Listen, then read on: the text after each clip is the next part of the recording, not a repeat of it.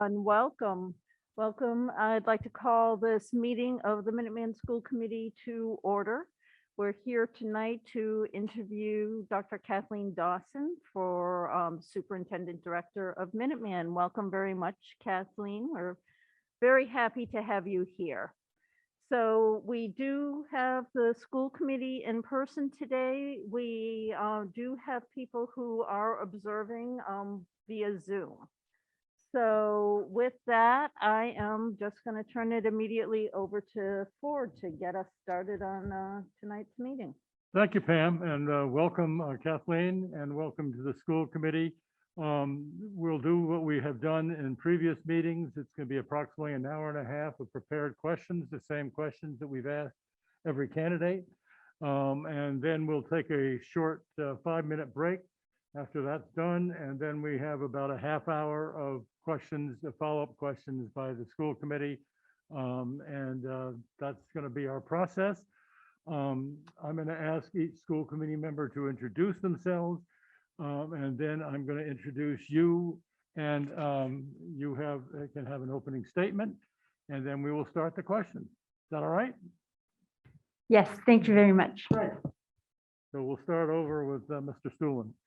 Jeff Stuhlin, school committee representative from Needham, and I'm very happy to be here with you tonight. Alice DeLuca, I'm the representative from Stowe. Welcome, Judy Crocker for Lexington. Pam Nurse from Acton. Ford Spalding from Dover. Steve Ledoux from Concord.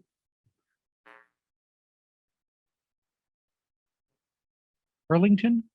Jennifer Leone, Lancaster. Thank you. So let me introduce Dr. Kathleen Dawson. Currently, she is the Deputy Superintendent of the Orange County Schools in Hillsborough, North Carolina.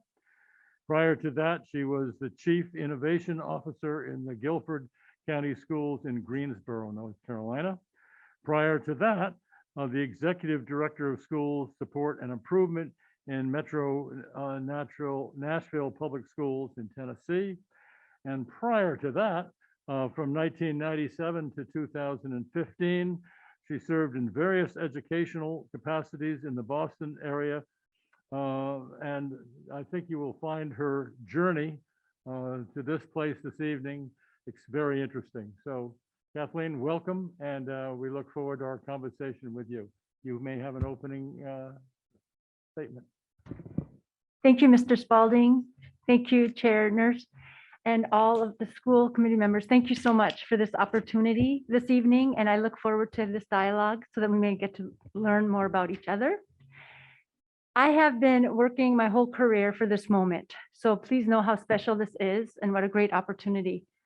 My education journey started actually when I was adopted at 7 years old from Seoul, South Korea. When you are given that type of an opportunity to come to a different country, to access the quality of education, you don't take that lightly. And it was at that time that I really started to understand the value of education and where I knew that I must always strive for excellence.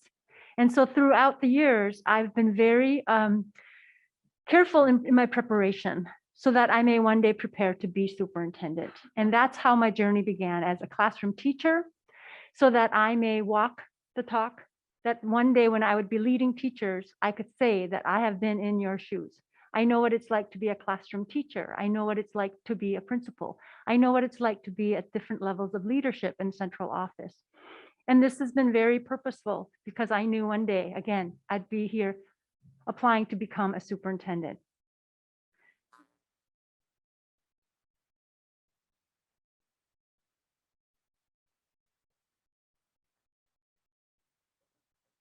We have the learning experiences, the mentorship of superintendents that are nationally known across the country, but also for me to bring what I knew and my strengths to those communities to help develop and build upon their programs. So it was being recruited to Nashville that brought me there by a former colleague. And while in Nashville, I had the opportunity to actually oversee and supervise the principals of their 12 large comprehensive high schools, which happened to be all career technical high schools with the multiple academies and pathways. In doing so, I was able to help them to increase the number of students that were graduating with degrees and certificates in their areas of study. It was there that I was able to decrease suspension rates. It was there that I was able to help implement the MTSS, or the multi-tiered student support system, and also to bring on their programs for restorative practices and SEL foundations, along with the positive behavior intervention systems. And it was during that time when I was doing that work, also that included creating dual enrollment programs, when my superintendent was called upon by another colleague superintendent and was asked if they knew of someone that could come and help lead the work of the Chief Innovation Office by creating career academies across the district, and also to lead their over 50 choice and magnet programs in the school. And again, when I was given this opportunity, it was another opportunity for me to not only take the strengths that I had to another community, but it was also another opportunity for me to learn and gain the skills that I would need to one day again to be a superintendent.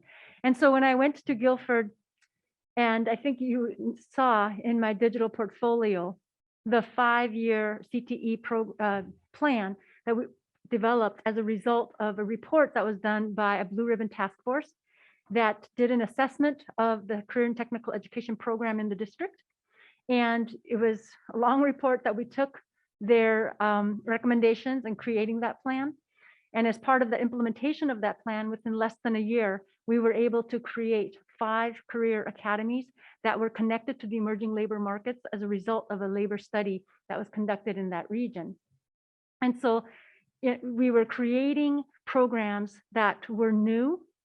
We were creating programs that were more aligned to the future, such as cybersecurity, artificial intelligence, biotechnology, drone technology, and of course, our advanced manufacturing and the logistics and transportation, because those were areas that were in need at that time. In doing so, it was a full collaboration. So I don't ever want to take the credit alone, because there's hardly ever anything that is done alone. It was a team collaborative effort. And we pulled together 2 chambers of commerce within the county. We pulled together various workforce development groups, and of course, our teachers. And in doing so, we had to also educate our families, because they had a misconception of an old vocational concept and not the new career technical concept. And so we had to educate our families to understand what it was that we were designing and building for their students. So it was about this time, and we'll talk some more, because I don't want to, and I'm sure it'll come up later, so I'll share more about what was done. But it was during this time then that I was also called to another district, but yet I was, again, these were 3-year and 2-year contracts that they give there. And I was rounding up my 2nd year at Guilford, and I was getting ready to come home, because this has always been my home. I knew I was always coming back here. But a colleague that became superintendent in Hillsborough in Orange County asked if I wouldn't mind please come and help me lead the district as my deputy superintendent. And, I was trying to explain to her, I'm trying to go home. And it was then that she said, I understand that, but if you could just come and give me whatever amount of time you can. And so what I was thinking was, yes, I could, but I also had another reason why, because coming to Massachusetts as a superintendent, most of our districts in Massachusetts are smaller districts. And I hadn't had that experience, which I know is different. My experience had been much larger urban districts. And so I knew that being a deputy superintendent at Orange County Schools would give me experience at a smaller district, at a higher level of leadership in central office, and just broader preparation. And so I went there, and it's rounding up my 2nd year there, again, another 2-year contract. In every place, though, they've always been willing to extend my contract. But I knew I wanted to come home. And in my preparation, it's now time for me to come home. And I feel that I've given to the communities what I have to offer. And at the same time, I feel I have earned and also learned the skills that I will need to be the superintendent that you are looking for today. And so I share that with you to share my excitement for being here in this moment. So thank you. Okay, thank you very much. So Kathleen, now you've spent what, about the last 7 or so hours on the Minuteman campus, seeing the campus, meeting with students, staff, talking with parents, advisory committee members, community members. After all of that, what long-term opportunities jump out to you as the superintendent of Minuteman, and what's the direction that you would want to go in?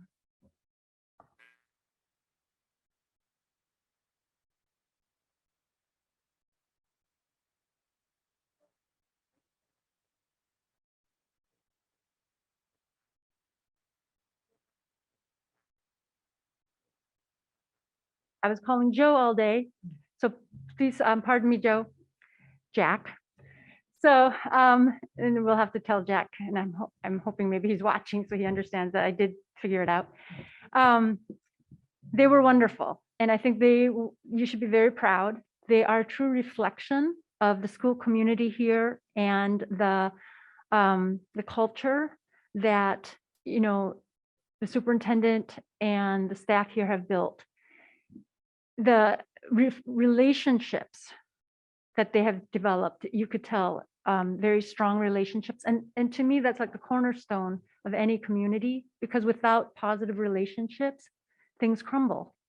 And, you know, when you see the positive relationships, when you see the strong academic programs, when you see the CTE programs and the integration, and then, you know, when you, based on like some of the questions that came up, you know that the staff here are very mindful about the needs of our students. And also we have to be mindful of the needs of our adults, and that's around social emotional well-being, especially after the time that we've had almost 2 years now with COVID. So one of the things is for long-term, we have all been impacted, in some ways traumatized by this COVID experience. And so long-term, I think, you know, you have to think about the well-being of our people, our students, our staff, and it will not be a quick fix. It is going to take time. We know that it has not only had, you know, an impact on our student learning, but a huge impact on the mental health of our students and staff. So that, I think, would be one of the long-term impacts, that we would just making sure that we're taking care of our people, making sure that they are okay. And, you know, when I spoke with the staff, they're tired. And I can totally understand that, but they're also stressed. And when you have tired and when you have stressed, it impacts and it does wear down on us. And we have to be mindful of how we're going to regain their strength back and to create opportunities for them to relieve that stress, because we need them to be well. I believe it was Aristotle that said, to educate the mind without educating the heart is no education at all. And so we have to take care of their heart right now, so that we can excel with the mind. So I think that's one of the long-term things. I think another area I would love to learn more about in conversation with the team is, you know, how well are our programs aligned with the future and the needs of the region.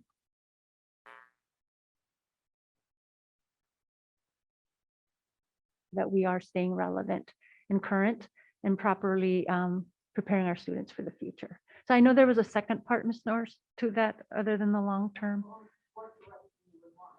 Yeah. And I think, again, this is that Minuteman has come a long way.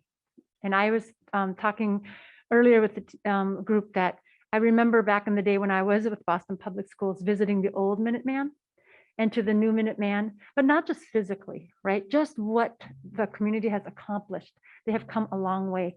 And so I am not coming here to try to change or fix something that is broken, because it is not broken. I am coming to continue the legacy of the current superintendent, who has done a phenomenal job.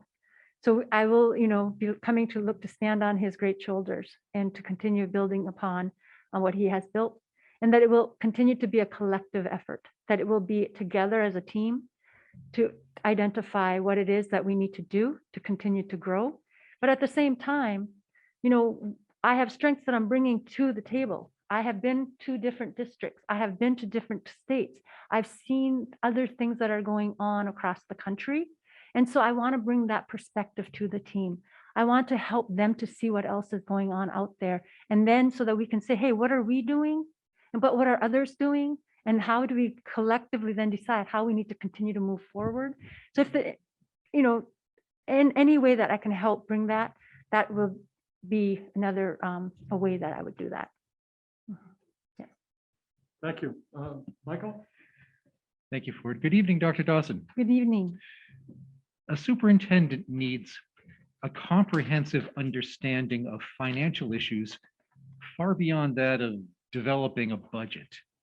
Would you describe for us at least 3 incidents other than budgeting and grants that demonstrate your understanding of district financial issues?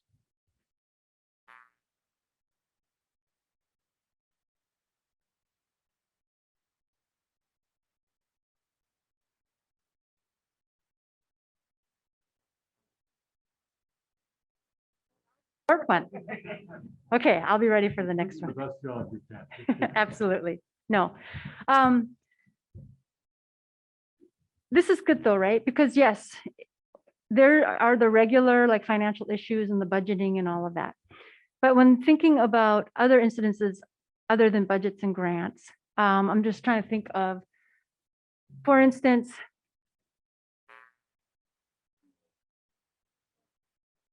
academies.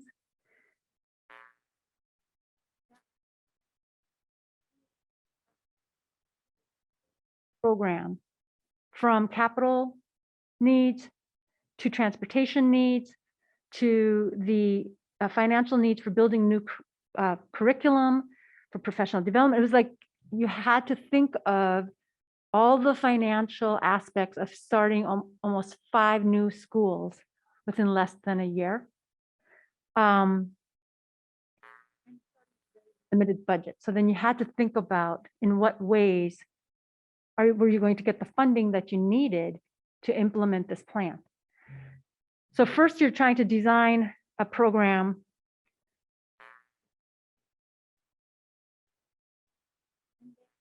we needed additional funding and actually had a Senate bill written to advocate for funding for this project. And Senate Bill 82, I want to say, is where we ended up with, because it went through different numbers.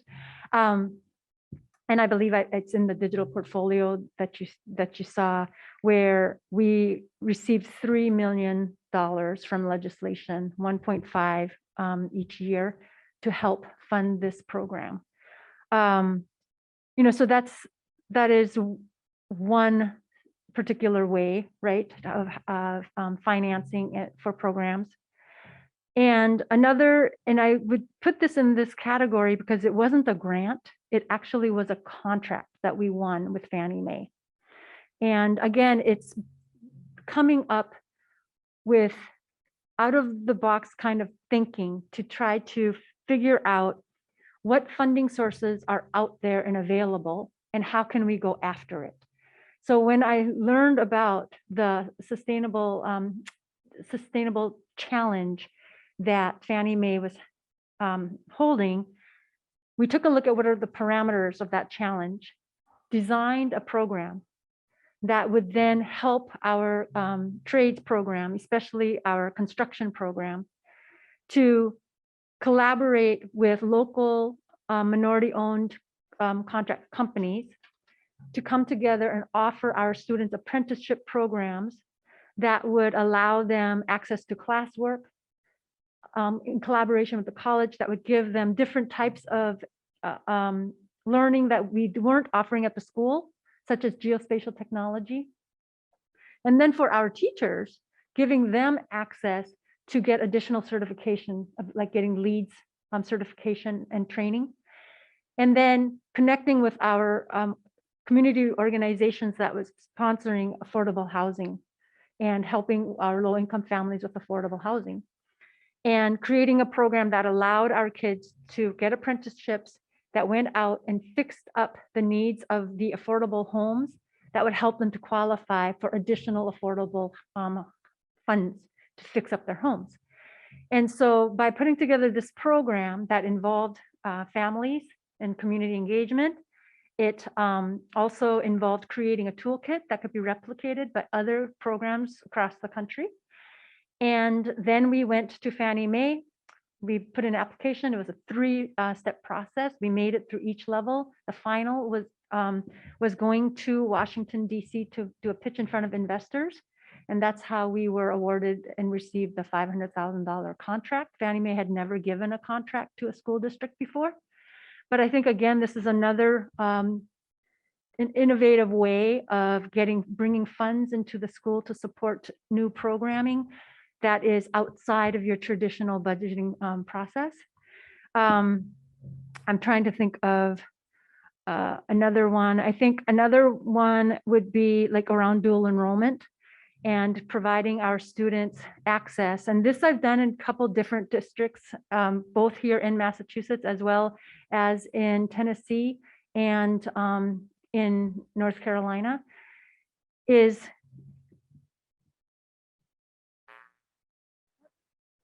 community colleges to create dual enrollment programs that actually allowed our kids to fully earn their associate degree.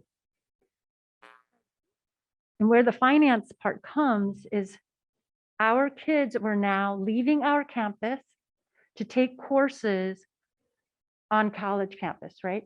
That opened up seats in our school where we could then bring in additional students.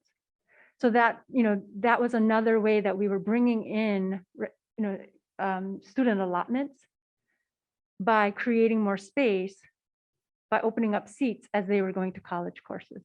So that, I don't know if that would count as a third incident for you, but I think those are different ways that we were dealing with financial constraints as well as financial needs, and bringing in resources for the district outside of your traditional, budgeting process.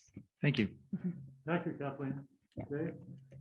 Yes, so my question is going to be around student enrollment. Mhm.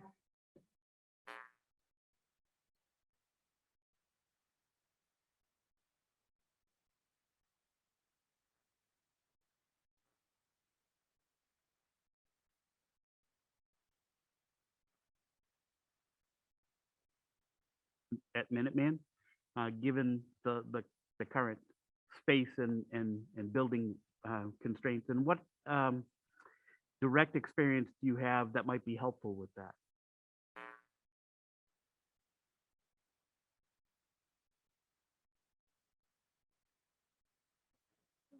A good problem here, in the sense that we have a high number of applicants than, higher applicants than seats. But at the same time, we want to make sure that our students are having access to these opportunities. And so, we're already at this current capacity, but we're looking to increase. So a way that, you can increase your enrollment is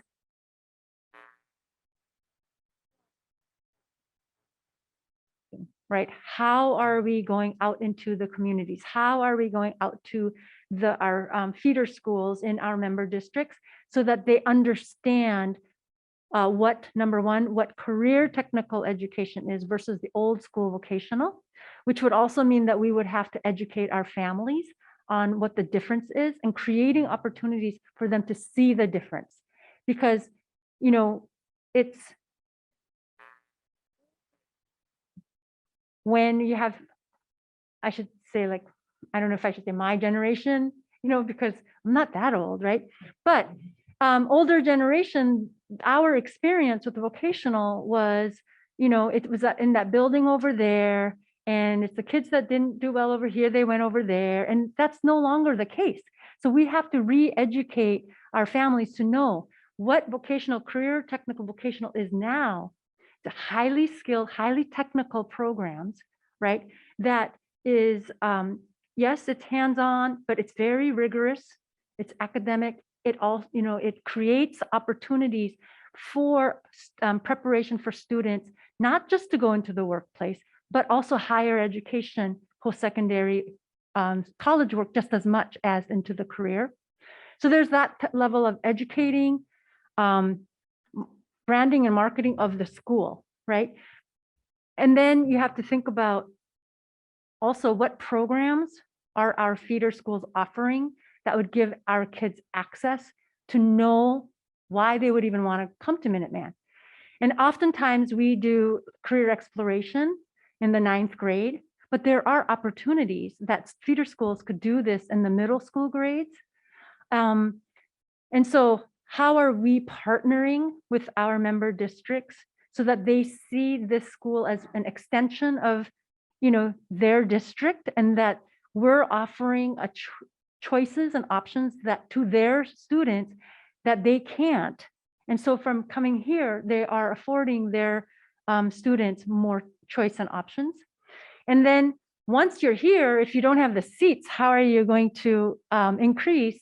So again, that's where you have to think creatively. And I know that here we have a couple projects going on. And so that would allow for more seats. So we want to make sure that we have the plans and that we're on time for those plans to get those projects done so we can, increase the numbers. But also, how are we doing some of our scheduling, and are there ways that we can do creative scheduling that will allow student seats? So just like I was saying, in an example earlier question, by having more students that went out for dual enrollment, that during those times, that was opportunities for us to have available seats on our campus that allowed for us to increase numbers. So that was, like one of the ways that we did that. But for the situation, in my case, it wasn't about not enough, space. It was about educating so that families knew and the kids knew what career technical education was and why that they would want to come here. So those are, some ways that you can, increase enrollment, and then to manage, where the kids are, how are we shifting our co-ops, and that timeline in such a way to create more space here. Thank you. Mhm. Thank you, Kathleen. Yeah. Steve? Hi, Dr. Dawson. As you saw today, we just completed a $145 million project that includes $6 million of playing fields.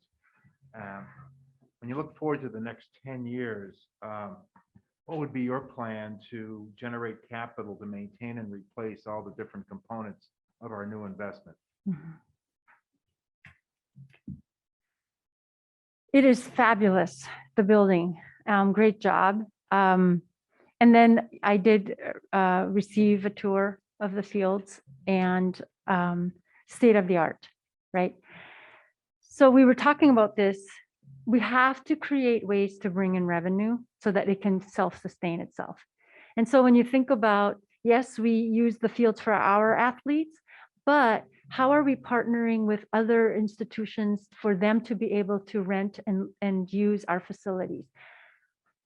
One of the examples that we were talking about was like with the MIAA, if we're hosting, right, some of the tournaments and some of the events here, that could bring in revenues. Also, like local, programs, like how are we tapping into them renting our facilities? How are we, even with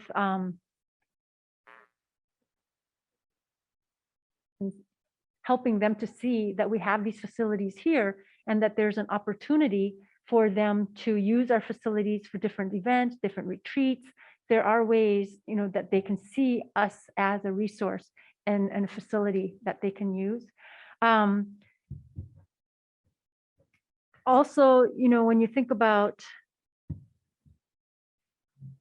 you have to like always think differently, and then just kind of looking for what other options are out there that we're not even aware of, that we have to start going and looking to think differently. What types of, funding sources are out there that are looking for this kind of space? And if they're not there, as we go out, see something that they don't see. And so sometimes, it's just like, I would have never thought in all my years that I would have been presenting to Fannie Mae of all, organizations. But it's, as we come across things, we have to keep our minds open that, hey, wait a minute, didn't think about that. But guess what? We could actually do this and with this. So I wish that I could say to you in this moment, here are all the different ways. But, there are some ways, like MIA, just different ways of how to use, but that there are other opportunities out there that we haven't seen yet. And we have to start looking for them now that we know that this is a need. We look through a different lens of what's out there, and then we have to show people what's possible. Thank you, Kathleen. Mhm.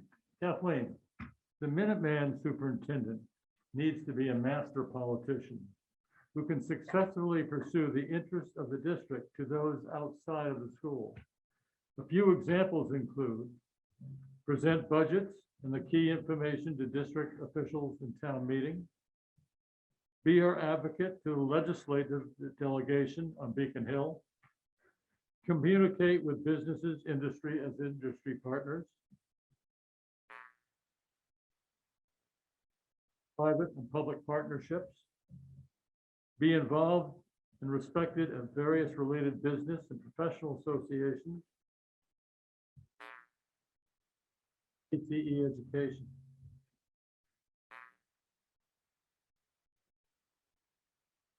That demonstrate your ability to do this successfully. We are specifically referring to political communication skills needed for success outside of the school.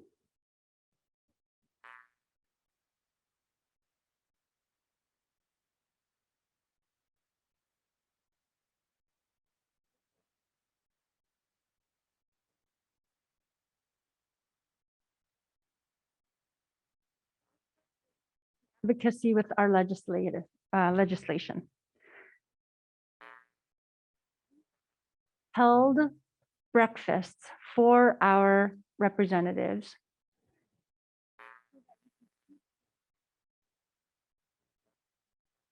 Why? And letting them know in what ways they can help us. They want to be able to help us when they're, in a situation where they have to make a decision or be an advocate. They won't be able to do that if they don't know what it is that we do. So we have to keep them informed, and we have to keep them in the know. And the way that we've done that is actually have a breakfast. We give them tours. We let them know, come and see, so that when they've made certain decisions, here's how it's impacting the students. When you made that decision, here's how it's impacting our staff. When you made that decision, here's how it impacted the school. Because to be far removed, they don't always know, but once they see, then it gives them a different motivation and a different perspective when they're back on that hill and making those decisions. So those are, that's one way that we have advocated for our district. And what we've done is that type of communication with legislation. In regards to tips, in the sense that they want to be able to give, they want to be able to partner, they just didn't always know how. And so we had to show them, here are ways that a private partner can partner with Minuteman. Here are ways that they can give. Here are ways that we can give to them, because partnerships have to be two ways, right? It's not just, hey, corporation, give, give, give. And an example of that was our partnership with Bank of America when, they didn't always know, like, how can our staff help? So we held workshops for them and for their staff to let them know, hey, here's how you can, when mentoring a student, here's what that looks like. When you're coming in to be a guest speaker, here are ways that you can do that, topics that you want to speak about. But also we created a master list of here are all the different ways that you as a partner, corporate partner can contribute to our district. And then here are all the ways that we can give back to you and your organization. And then it was, you know, both, it ranged, right? Like if you want, if it's just easier for you to just give us money, we'll take the check. Two, you know, here is a way that you can sponsor a student intern. And, you know, here's how you can do guest speaker, or here's how we can use your facility for the different types of events. And we would take our teachers offsite to their space to have meetings and do professional development. And then for us, like our students can offer this, you know, we can go when you have volunteer opportunities, our kids can go with you and to give back to the community with you. If you need, for us at that time too, if you needed culinary, you know, catering services, here are ways that we can contribute to that. So those are some of the ways that, you know, and when you talk about like the political communication, I'm talking not just with, I'm talking with presidents, right, and CEOs of companies, and how you are communicating with them for them to understand how they can advocate for us. Because then it's, they then in turn turn around and talk to different, you know, higher levels of politicians and legislators and such. And then when they know about us. So it's a connection, you know, when you're talking about political communication. The other piece, you know, when you're talking with just other organizations,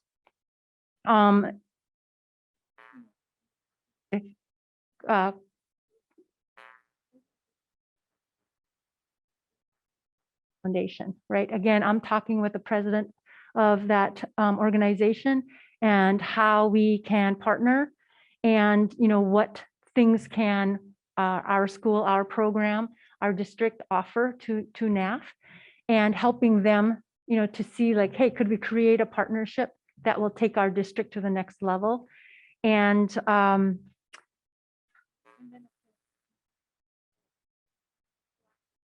the politicians in such a way that we're getting them to help, you know, pass Senate bills to fund us.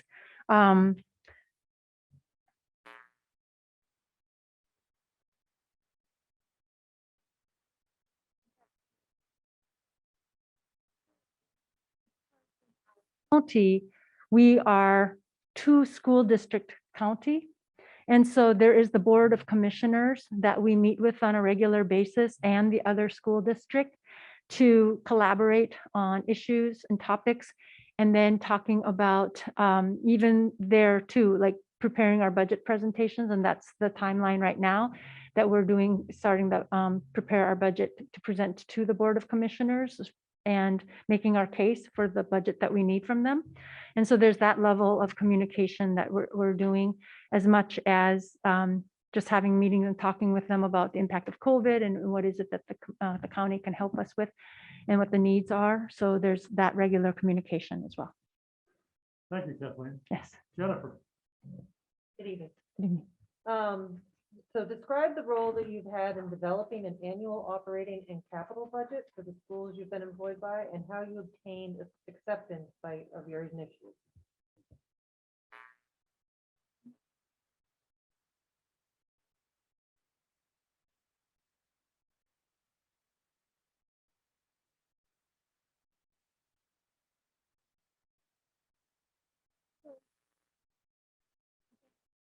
In the midst of budget development now, and I'm working with because clearly I'm not the chief financial officer, but in collaborating with the chief financial officer, one of the things that we take a look at right now, of course, is how we have allocated all of our ESSER funds. But when we're creating our budget, identifying what are our needs and our priorities. And the way we determine that is by reaching out to our various community members within the district, at the schools, and then with, you know, gauging our communities, what the needs are. And so prioritizing, because as we know, the budget reflects our, our values and our priorities. And so it's with stakeholder collaboration and communication, and then aligning, what is in our strategic plan and what is it that we are trying to accomplish through the strategic plan, and how are we funding those programs. And then, of course, there's that part of it, but then we also have our bond funds with our capital projects that we are having to sure that we're on budget each year. And we do that, sharing that with our commissioners. And so, yeah, I mean, just taking a look at also another piece is that what we're dealing with here is we're losing enrollment, unfortunately. And so we're taking a look at what is the impact of that to our budget, and trying to understand why we're losing enrollment and where are they going. And in that process, what we need to do to try to get our enrollment back, and and will that require budget allocations in the type of programming that we're offering, as far as trying to, if we're losing our families to charters because of lack of choice, then what is it that we need to do to create more choice, and what will that budget look like?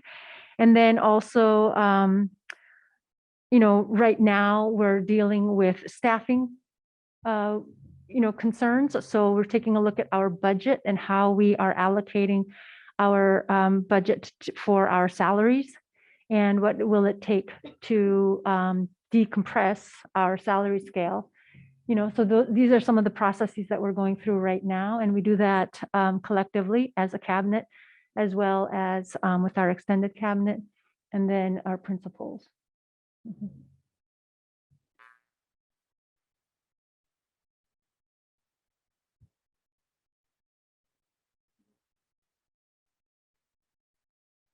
Recruitment and support. So how do you support and inspire the teachers, support staff, and administrators in the schools where you have worked? Please provide some specific examples.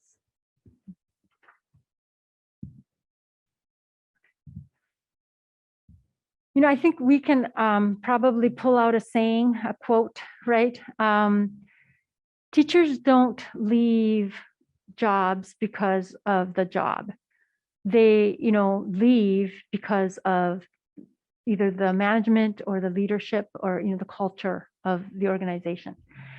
And so we are always paying attention to how are we supporting our staff, and how are we creating ways for them to, grow in their profession, in the sense that if they are a classroom teacher that is looking to do other things, but in education, how are we creating those opportunities for them to continue to learn and grow? But also, how are we giving our staff a voice? How do we create a culture that is inclusive, where the teachers feel like they have ownership of their school and the work, a sense of belonging, and especially when we are working to recruit and retain diverse teachers, our underrepresented teachers, how do we make sure that once we are able to recruit them, that we're able to support them to not feel isolated because they may be the only one underrepresented teacher in that community, so in that school. So how are we making sure that they have the supports to feel included? But I think, teachers want to be valued. So how are we showing that they are valued? And usually we do that by, again, like we said, giving them ownership of their work, and that they are at the table with decision making.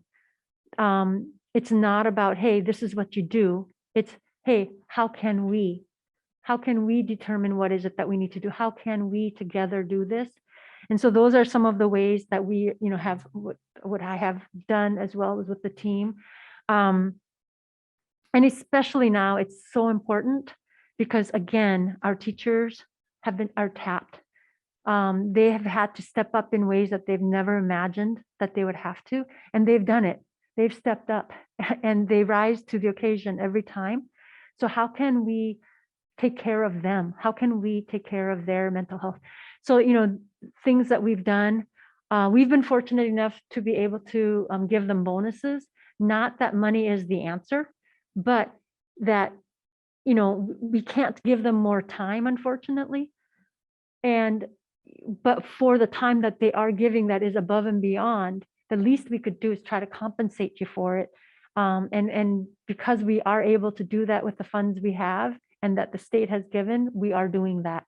But I think, most important is we try to listen to what their needs are. And then we try to meet their needs, because I think it's a level of respect that we can show them. And those are the kind of things, because we're limited in how much we can pay them. We're limited in how much time we can give them, but we are not limited in the amount of respect that we can show them. We're not limited in how much we can listen, and to create a culture that is supporting.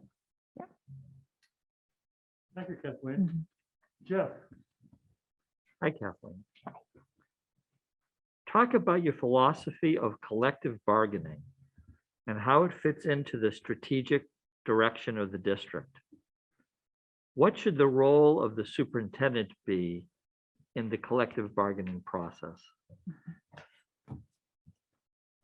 Okay. So can you say the first part again? Talk about your philosophy of Philosophy. collective bargaining and how it fits into the strategic direction of the district. Okay. So my philosophy around collective bargaining is that it is a mutual relationship, right? We can't, it's a collaborative mutual relationship that has to be developed during the good times. So it's right from the beginning, making sure that our collective bargaining unit understands that they are a valuable member of the team, that we are in this together, and that, we need them. They are there for a reason, and we need their thought partnership. We need their advocacy. We need their perspective, because it keeps us honest, right? When we might be going a little straight, they're like, hey, wait a minute, remember this? Remember, yep, you're right, absolutely. And so it has to be a partnership, that we're in this together. And so anything that we do, it is together. So if we have any strategic direction that we're going, they're at the table with us. There's nothing that they're not, going to know that we're doing or is going to happen, because they will be at the table with us from the very beginning. Because as the superintendent, that's my responsibility, right? To build that relationship, to show them how it is a partnership, how it is that I listen to them and I take their, words and see how it is that we can collaborate. And there are going to be times that, we're just not going to agree on certain things, but we will have built a relationship that says, okay, when we don't agree, how do we come to consensus to say, okay, you know what, we may not agree on everything, but this is what we're willing to compromise on in the best interest of our children first and foremost, and then the staff, right? So, yeah.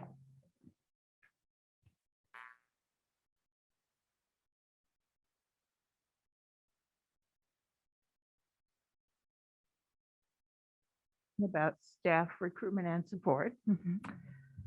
How will you involve staff in exploring, developing, and initiating innovative programs, policies, and goals at Minuteman? And we'd like you to provide us with a specific example of your leadership style in this regard. Mhm.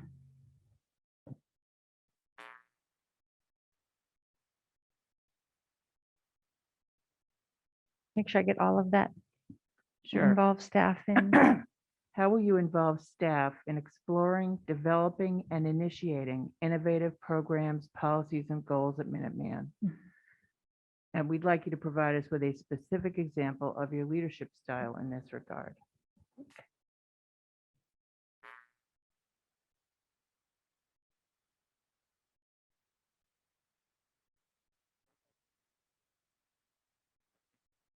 it's not done alone, right? So I would be having our staff team involved in most of what I do. Like there are some things that only the superintendent, that's their job and that's expected to be done by them and the teachers expect you to do it. But when you're taking a look at exploring, developing, they have to be at the table, right? Number one, their diversity is important because of the perspective that it brings. And so when you have the staff at the table, you're going to have a much more diverse way of thinking.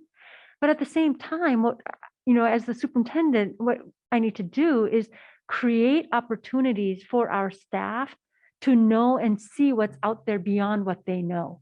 Because sometimes it's hard to, be creative and innovative when all you've seen is this bubble.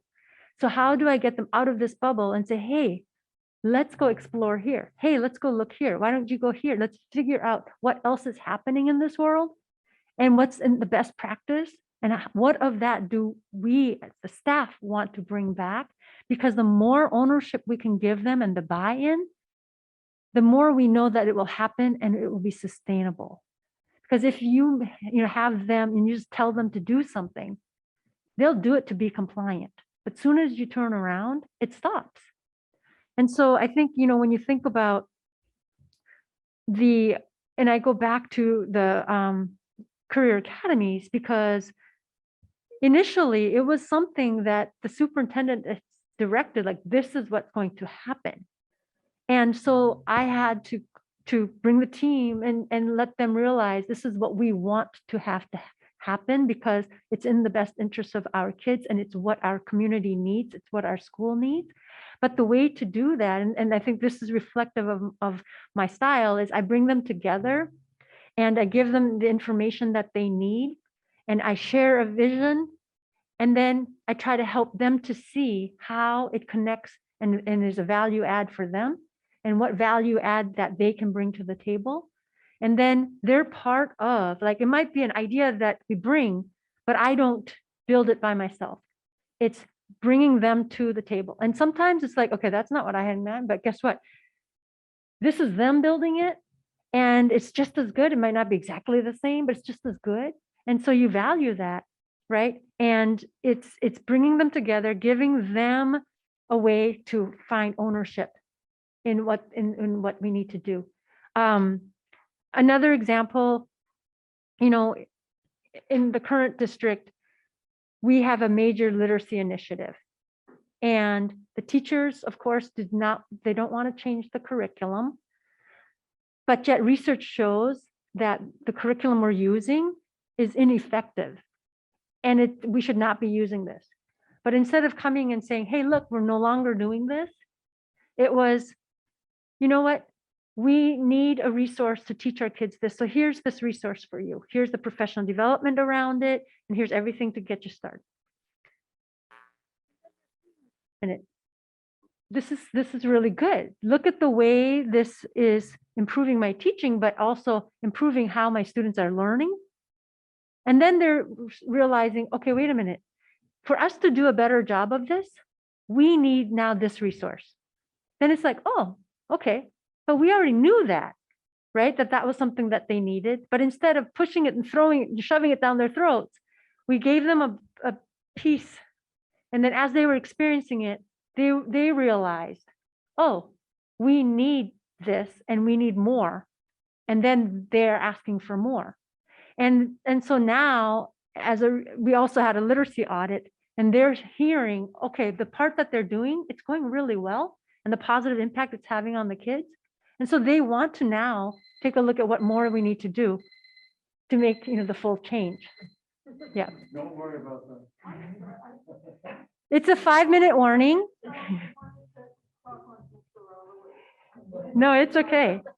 No, it's okay. But I think, that's my style. Like, bring the team together, explain to them the why that we need to take a look at this and how do we give them the ownership and the buy-in so that they can own it and sustain it. Yep. Thanks, Kathleen. Yes. Hey, you got the alarm going. You're on deck. All right. Yeah. You set the alarm. That's great. It's just keeping us on time. I was like, what is that? Okay. The next question is on enrollment. Mhm. So currently, Minuteman doesn't necessarily represent the diversity of students in our towns as much as we would like it to. Can you give us a menu of strategies that's likely to attract all of the different student populations? Mhm.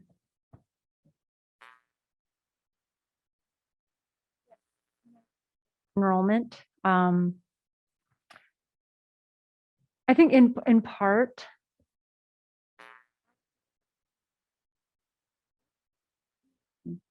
of Minuteman that says, hey, this is a school for you. So, one of the strategies is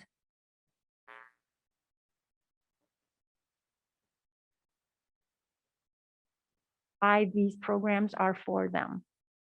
Creating experiences, having opportunities where they can come here and explore. Work with our different underrepresented groups. We can't always expect them to come here. We could go get a bus, pick them up and bring them here. That's one way. And I've done that, right? Bring them here. Because it's not the same for them to hear about it. And especially in a facility like this, they go into these shops, right, and labs, and then it's a very different feel. But one of the experiences that we've learned is we need to go to them and where they are. So what of our experience from here can we take to their communities so that they can see, like, hey, Minuteman, high school, and do you know how we revolutionize high school experience? What do you love to do? What do you do well? Aren't those our two questions? Ask them that. Oh yeah, you know what? I love working with cars. Cool, guess what? We have an auto. And then, what are we taking to them to show them what we have? That's just informing, right? That's one of the strategies. But the other piece is we have to let them know that, hey, guess what? When you do come, here are the ways that you will feel connected. Here are the ways that you will feel supported. Because oftentimes, no one likes to be the only one. How many times have I been the only Korean anywhere I go? And everywhere else I look around and I don't see anyone else that looks like me. So our kids that, you know what? Yes, you are, one of 10 Black students here. But once you're here, look at how we have support group, organizations that, are for you and your peers, and here's how we support and how we honor and how our teachers are culturally, responsive in their teaching to different cultures. So that, there's 2 and 3 strategies, 2 and 3 there, right? Like one is what are the supports we're going to provide and make sure we have those for our students once we get them here. But the other piece of it, the third strategy is how are we equipping our teachers with the tools that they need to know how to be culturally relevant and responsive once we get our students here. And the reality of it is that even if we don't have that diversity, how are our teachers still teaching that diversity? Because even our white kids here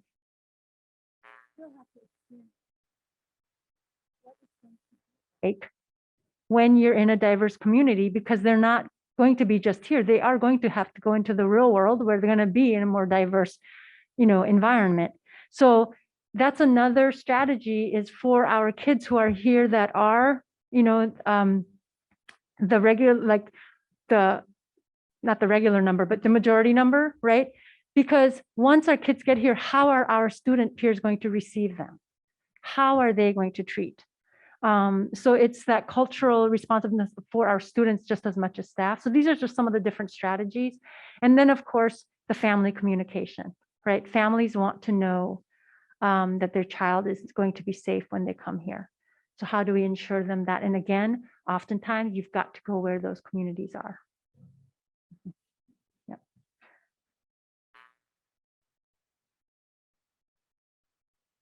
Okay. Michael, Thank you, Ford. not the question, but the answer. Okay. Doctor, would you describe for us a few of your most consequential successes and a few of your most consequential failures as an administrator? What you learned from those? And these should be incidents which impact an entire school or district, not just you or an individual. Mhm.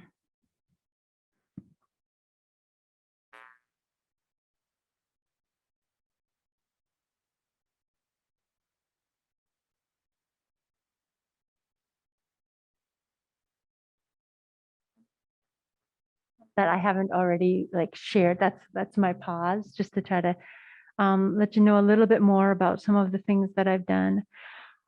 For one of the successes that I would like to share with you, because I think, I'm really proud of the work that we did, was when we started Brook Farm Academy. This was at a time when the Gates funding was supporting large schools to be broken down into small schools.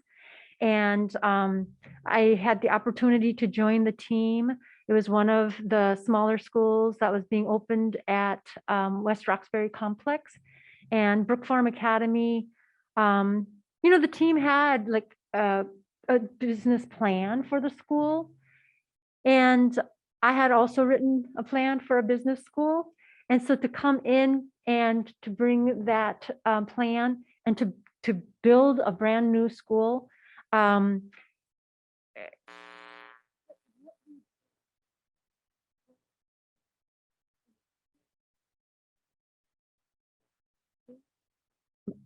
community of sense of belonging, a community where they felt success, community where they had access to opportunities that they normally would not have had. And they were getting like a little mini MBA at that school. And it was a private school because of the opportunities that our students were receiving. This was at a time when dual enrollment wasn't a thought in this state. And we had partnered with Benjamin Franklin Institute of Technology and Fisher College. And we had created dual enrollment programs for our kids before it existed here. To have a little 10th grader who advocated with the college professor to let her take, she was in 9th grade, because she wanted to take college algebra. And like, you're too young, they won't let you, you don't meet the qualifications. She's like, but I want to take that course. So then I'm like, well, then make your case, right? And we talked about it, she practiced. And so for, a young high school student to get a college math class and to be the top student, it was these types of access opportunities that I'm proud about, because, achievement gaps exist because of access gaps, and our students didn't have access, and we were creating access. The level of professional learning that our teachers were doing, they were getting together with college professors and doing vertical alignment from 9 into college, because our kids were coming back once they went to college and saying, look, I didn't know how to write remedial math. So then bringing college professors together with the teachers to do vertical alignment, like, I don't know who has done that even to this day. And then to create an international studies program where we took students, and again, this is where Bank of America helped. We let them know what we needed. They gave us a check. And then, of course, I sent out an email to all my connections. And I said, look, I just need $100 from each of you, and then we'll have enough. And in a matter of one email, I raised $5,000 from that one. And then just a little bit more funding from the school. We had $20,000 to take kids to 7 days, 8 nights to London, where the students had an opportunity for an exchange program with the high school, job shadow opportunities with the major business corporations in London. Went to a college to have a college professor give a lecture on international studies, to do a stock exchange simulation in the GE boardroom. Like, these are experiences that our kids would have never had without this school. But again, I go back to the most important thing about that school were the relationships that we had with the kids and that the kids had with us. So that to me, and again, that required creating new curriculum.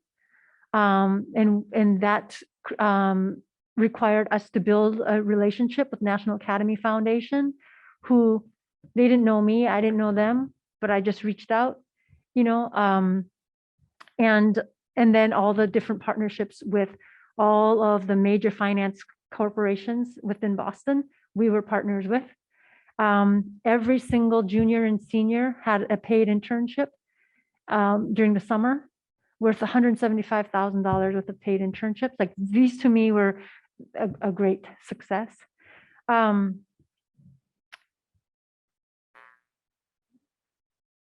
Like I didn't have to give you 3 successes, just a success. Or did you want more successes?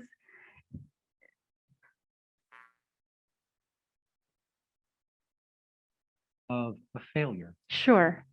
And I don't look at it as a failure. I look at it as a learning experience, right?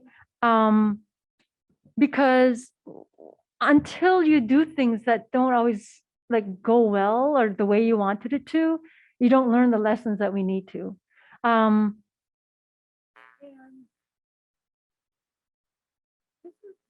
Rookie mistake that I made as a new headmaster. Because again, I was looking at our budget, I was looking at our staffing, and then connecting it to what our students needed. Enough staff to offer all the courses to meet our kids' graduation requirements. How do we do that? Like that's unacceptable. Our kids weren't going to graduate because we didn't have those courses, because we didn't align our staff correctly. And so when readjusting and making the shifts that needed to be made in our staffing, because we weren't going to go get any more money, we knew that we had to change some positions. Practice is that you don't let known those, staffing changes until towards the end, right before it needs to be made. But up to this point, my experience as a teacher always had been, if they know this stuff, why didn't they tell us before? Why do they wait to the last minute and tell us? Because then that just feels very disrespectful, right? So my intention was good. I was trying to be honorable and letting them know ahead of time to give them enough time so that if there was a certain position that they wanted to, work for, or whatever their shift was, that we had time that we could support them to make that shift. And so my intention was good. And then I told them of the staffing changes that were going to need to happen at the beginning of the year, which then they were like, oh no, because I'm not giving up my position. And this is not happening the way Dawson's telling us. And then that started this spiral of now they were going to try to have me move before they were moved. And so that was that impacted not just myself, but that did impact the school. And then it impacted the district, because the district ultimately ended up making some moves where they switched leadership. So that was a lesson I learned, that there are reasons why certain practices happen. And, before making certain decisions, and that this is the way things have been, stop and ask questions and learn why things are being done that way, because most often there's a reason. Are you okay, Mr. Luca? Okay, yeah. So there's, so it's like, don't make decisions in haste, ask questions, learn the why, because that decision still needed to be made. And ultimately it was made because it was the right thing to do, but it was the how that I needed to do it differently to still, to be more, so that I would have been there longer to do more. Yeah. That's Thank me you. being like really honest and just telling on myself. Yeah. Mhm. Thank you, Kathleen. Okay. Sure. So let's talk a little bit about relationships with businesses and alumni. Mhm. Please tell us how you might expect to expand Minuteman's business relationships and allow for current and future career opportunities for our students. Mhm. I think, when I saw one of the sites on the website, like a lot of businesses do know about Minuteman because they're hiring our kids. And then, of course, our co-ops, right? And so, but I would want to know like who all those businesses are and who have we not tapped into? And then reaching out to let them know who we are, what we do here, hosting an event here where we are inviting them, different programs that we have, and the kids in action. The kids sell everything, right? You let the business partners see what our kids are doing, they're sold because our kids are our best marketers. And again, like in any relationship, you have to help our businesses to see the value add. Like, what will we and our students contribute to their business? How will we help strengthen their business and their image and all of that in the community, right? Also, again, going back to what I shared earlier, we have to help them to see the different ways that they can partner with us. You just want money from us. And especially if they're a small business, they don't have funds like that. But we just say, no, it's not about money all the time. We just need you to allow our kid to job shadow half a day. Or for you to serve as an advisor or a mentor to our students, or sit on our advisory board, right? So it's going out and tapping to businesses that are not at the table to ensure that they know who we are and what we do here. And then a lot of our alums, like they have businesses or they're associated with businesses. So how are we tapping into them to help make, the pitch of who we are? And also, how are we reaching out to alums to get them back, to help them to remember, look, remember how you made it here? Who was that person in your life that helped you to understand what you were doing and why? Like, you can be that person. You can mentor one of our students. You can come and be a guest speaker. You can sit on our advisory board. So it's, and then also like throughout having different fundraisers, and having alums help us to do that. And I think, again, it's just helping people to know in what ways they can be a partner with us, contribute and give to us as much as how we can give to them. Yeah. And think about, I don't know if you do this, when our kids graduate, are they welcomed in by the alums that we do have here? And then are they given an alumni card that says, class of, 2023, it's 2022 this year. I've been working on the 23, 24 academic calendar, so I'm a little off. But so, they get a little alumni card that says you have now, graduated and become a member of the Minuteman High School Alum Organization. Here's your membership card, right? And a $5 fee, right?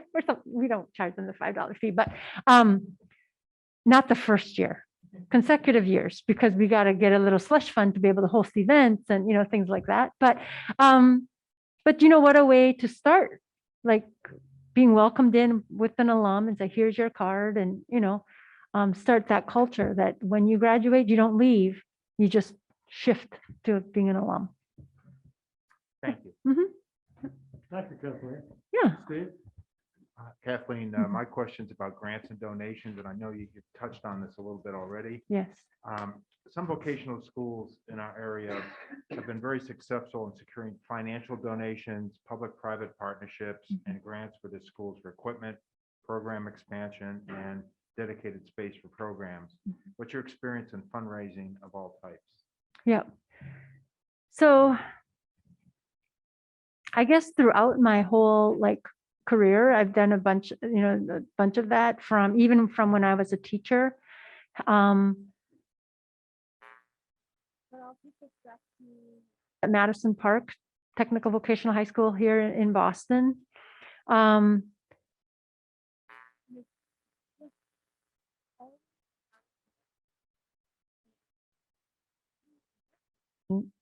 I would always tell the story of our students and what we were trying to do and what the kids were trying to do. And it's amazing in that way what you get. Like I did not know that at that one particular event, I was sitting next to an attorney that managed a bunch of people's trusts.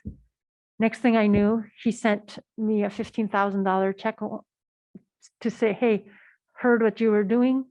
Here's a check to support your program. And this was to be used this way. Boom. Right. So then we did what we said we were going to do, sent him a thank you and some, artifacts as evidence of like a kid's work and things. And next year we got a $10,000 check. Right. So I think you can't underestimate the power of networking and telling your story. So that's just a simple way, right, of doing that. Another fundraising, like we had organized a golf tournament to do a fundraiser. And with our corporate partners, they sponsored a hole. We got a bunch of swag, that was donated to us.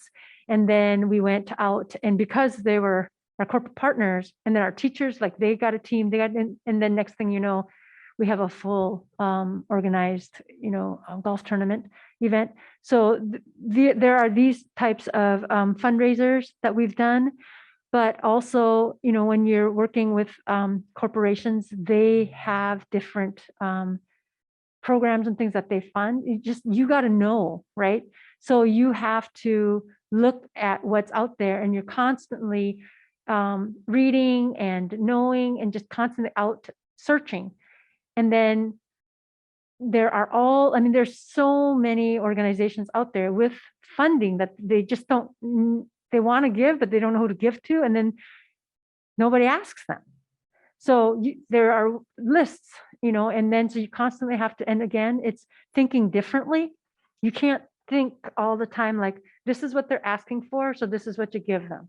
This is what they're saying that they're looking to fund. Then you stretch it and just say, okay, but guess what? If we do this, this is, you can actually, it is this, but we're stretching, we're not in a box. We're now in like a polygon, right? But it still meets the requirements. And then we're getting the funding to do what it is that we need to do. So, writing for grants, the fundraising, and am I getting at all of your question parts? Yeah. Did I miss any part of that?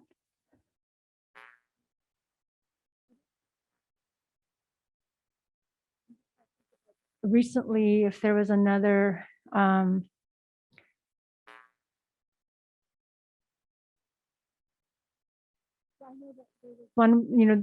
we got where it was supporting our arts program, and it allowed us to, and I think I shared this in another part of the interview today, but it allowed us to build a music studio within one of our schools, and we created a new CTE program. It was a sound engineering program. And through that grant, we were able to do that and partner with another organization called Notes for Notes, where our kids were also then taught, and they learned how to mix and create music and do recordings and such. So again, it's always looking for grants that are out there. And there actually are a lot. Yeah. Thank you, Kathleen. Mm-hmm. The Minuteman Technical Institute provides postgraduate training for young adults and those interested in a career change. What is your vision for MTI, and how do you see it fitting in with Minuteman in the future? Yes. So when I first learned about MTI, I thought it was something else. And then I'm like, oh, okay. So postgraduate work, and the last time that I was here, I actually met one of the students. They were just finishing up and they were leaving, so I had a conversation with him, and he really appreciated this opportunity to be able to come and learn.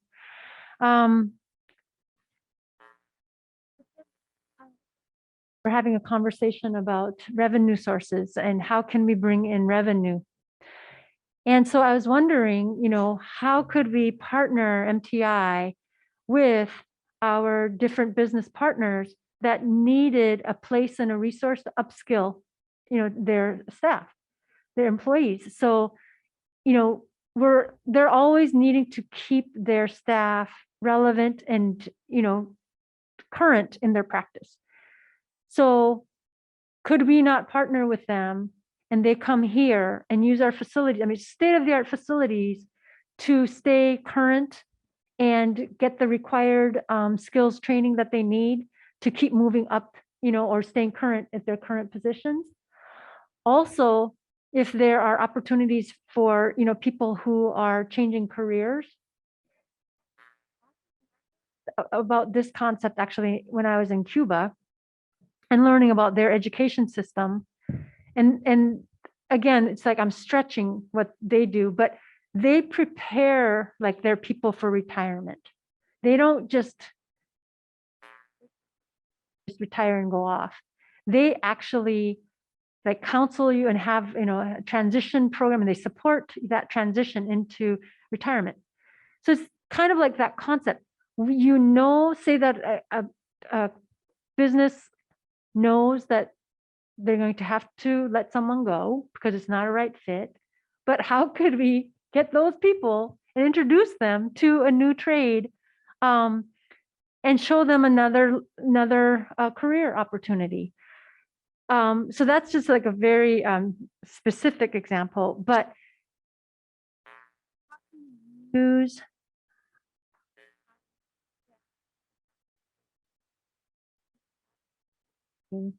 that need. Another one that I was talking to team about earlier, how can we create a program through MTI that gives CTE certifications that they need to become CTE teachers? Oftentimes there are people in industry that want to do a career change and would be interested in going into teaching, but they don't know how. And, we could show them how. We could say, hey, look, you're in, graphic design. Well, you know what?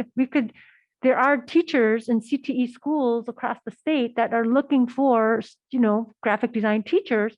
Here's how you can get your alternative license. And we could partner with the Massachusetts Department of Education and say, look, we have the facilities. Let us be the ones that train the teachers, right? And how can we create that type of a program that offers that? And there are people out there, especially now, that are looking to change careers.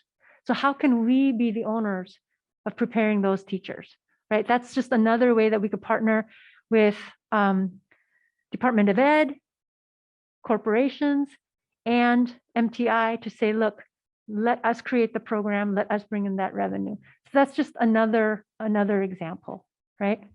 Yeah. Thank you. Mhm. Jennifer? Okay, so Kathleen, we expect that you will be active in state organizations and business and union associations to develop opportunities for Minuteman and its students. What experience do you have in these areas? Yes. So seems like so long ago, but back in the day, when I was with Boston, I actually was, connected to a number of organizations, and, connected with people who are also with the different unions. And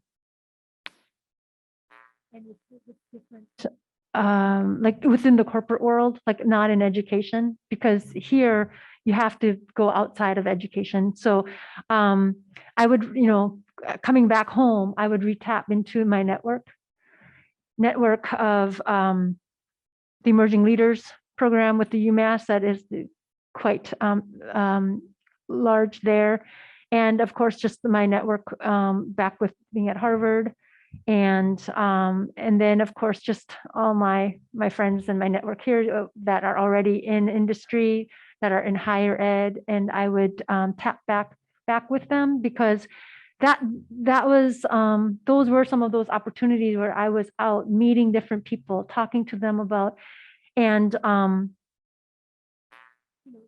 are those events that where educators go, but then there are those events that are not educators, and that's where that I would go and network there. And because it was those people, those organizations, I needed to educate them about education and what we're doing here at Minuteman. And then that's where we started building relationships. So it's yes, I've been away. It'll be 6 years, but coming back, it'll just go right back, because that's the thing that's great about networking. And then also the Education Policy Fellows Program that I'm actually currently in North Carolina. And actually we are looking to take a policy to legislation, to advocate in financing and how we're financing districts in an equitable way and allowing for flexibility. But that organization is an international organization. So I would tap into them here in Massachusetts as well. And then, you've got Jobs for the Future, which is an international organization here right downtown Boston that is very much focused on career technical education and apprenticeships and such. And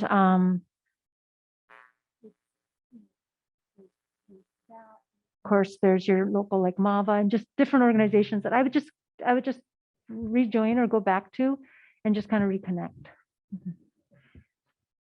Thank you, Kathleen. Judy. Well, my last question tonight, Dr. Dawson, is about education. Mhm. And you have touched on it, but I still need to ask.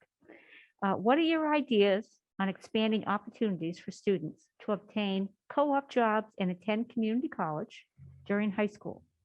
And what has your experience been?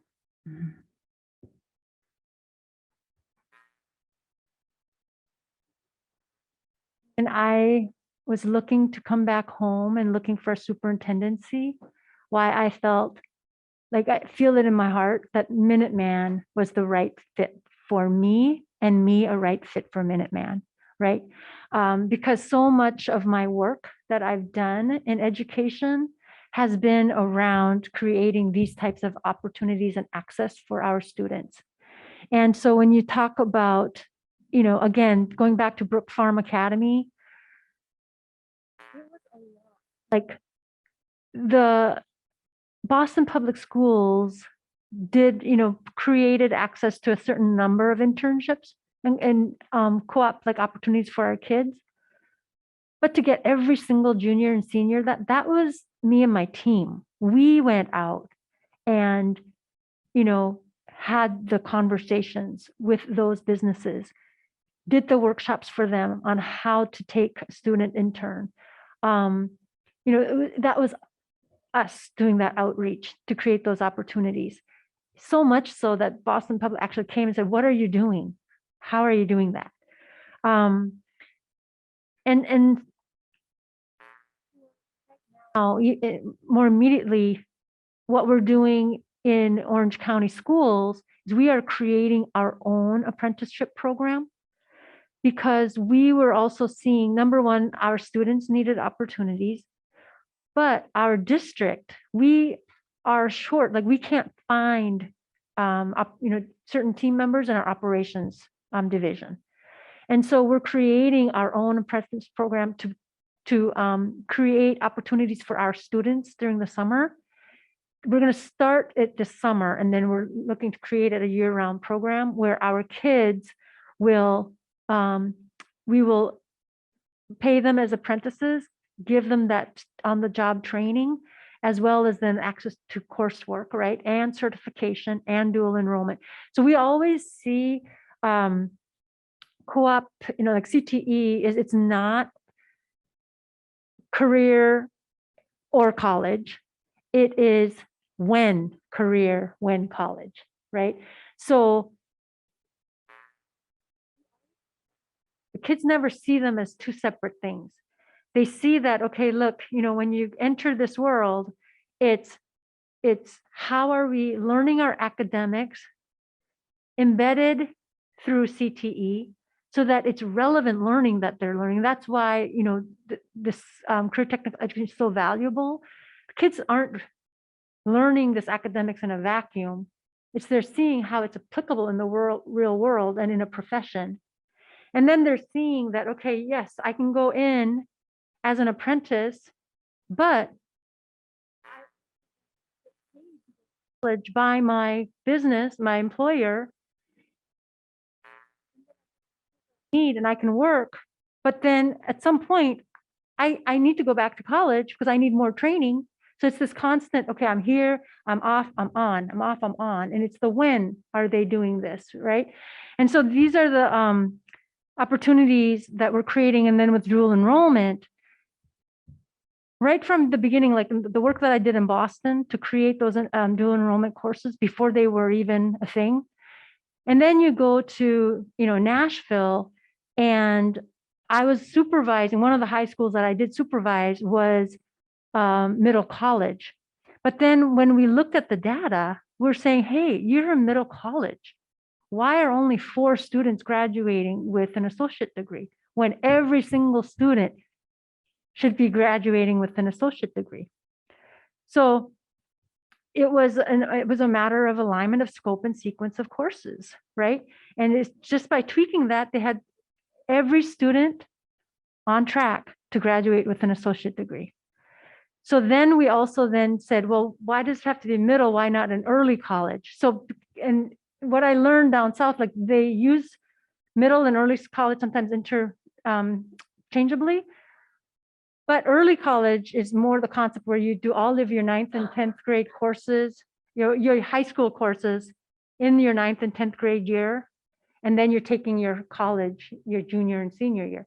Middle college, you start in 9th grade and you're taking your high school courses throughout the 4 years, but you also start your college courses so that by the time you get done, you can also have your associate's degrees, but you're not trying to truncate all of your high school in your first 2 years. That work. And then in Guilford, we had 9 middle and early college high schools. But again, at the middle colleges, very few students graduating with associate degrees. So realigning that so that every student was graduating with an associate degree. So that's some of the work that I've done in giving kids access. And then when you tell families that, hey, did you know that your child can get 2 years of college paid for by doing this? Then the parents were like, you're going, but then the other side of that is, but hey, student, don't go because your parent is telling you to go. Find an area that you're passionate about, that you want to study and do more. And that's the other piece that I really loved about Minuteman. It's focused on the student, what they love to do and what they do well. That's, I think, what I've been trying to do for so long. And then to find a school that is their mission to do so. What a great fit, right? Yeah. Kathleen, thank you. Jeff? Hi again. Yes.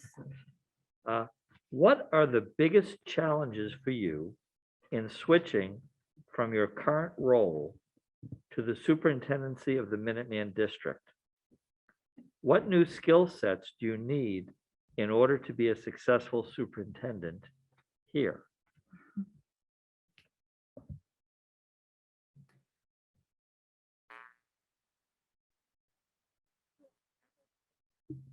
I've been preparing my whole career for this. And so there's going to be a learning curve, just as in any transition to a new role. But I'm a quick study. And I think the area, again, just coming back, I have been away, and a lot happens within the 6 years. So, in shifting, bless you, from deputy superintendent to superintendent, every new role has its challenges. And so just because you were deputy superintendent, right? And I won't know until I become superintendent what I don't know. I have great mentors across the country that have done phenomenal work, and I know that I can call on them. And they call me before I even call them. I had one call me this morning and saying, look, you got this. And so, you know, some of that new learning, just kind of catching back up with, hey, within the 6 years that I've been away, what are some changes that have happened in the legislation here in Massachusetts, because it is different in each state. There are some that, you know, it's different. And then, you know, just what are some of the shifts with the Department of Education? What has Mr. Riley been doing? He actually was one of the administrators at Madison Park when I got there. So we worked together for a very short time. So we'll see to catch up. So I think, you know, that's just some of the biggest challenges is, you know, knowing what you don't know, trying to figure that out, you know, as a new superintendent, and then just getting caught back up with where's Massachusetts with all their different initiatives as I step into this role. Already started, you know, doing just to learn more. Yeah. Thanks. Mhm. Alice.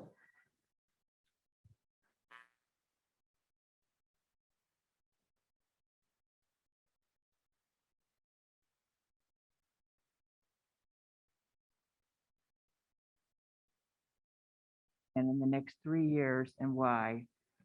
And in responding, please consider what curriculum shops or initiatives will benefit from innovation and vision.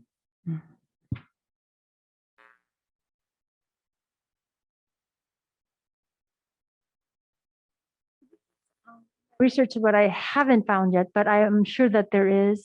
But before making any of these types of decisions, I would want to know what studies have been conducted, you know, for this region, understanding what is the emerging labor market, because we want to be aligned to that, right? And so you can't make that decision in a vacuum. So we would want to know, and then also in connection with our, you know, our advisory members, because they're in the industry, they know, you know, where we're lacking and what's needed. And then of course, just connecting with our local workforce boards and such to understand, you know, where's the trend, where's the need. And then from there, you take a look at what we do have, and then taking a look at what we do have, what are the adjustments that we need to make? And then you have to think about the staffing, because oftentimes when I've done this work, people right away go to, oh my gosh, they're going to cut people and cut positions and bring in new to meet these new program issues. And oftentimes what it is it's not so much that we have to cut people, it's taking a look at their certification and helping them to see that, no, actually your certification can teach these areas, but you need to get professional development in these areas. And so these areas, as far as like new career pathways that I would wonder about in this region, we know that, you know, life science is big here, right?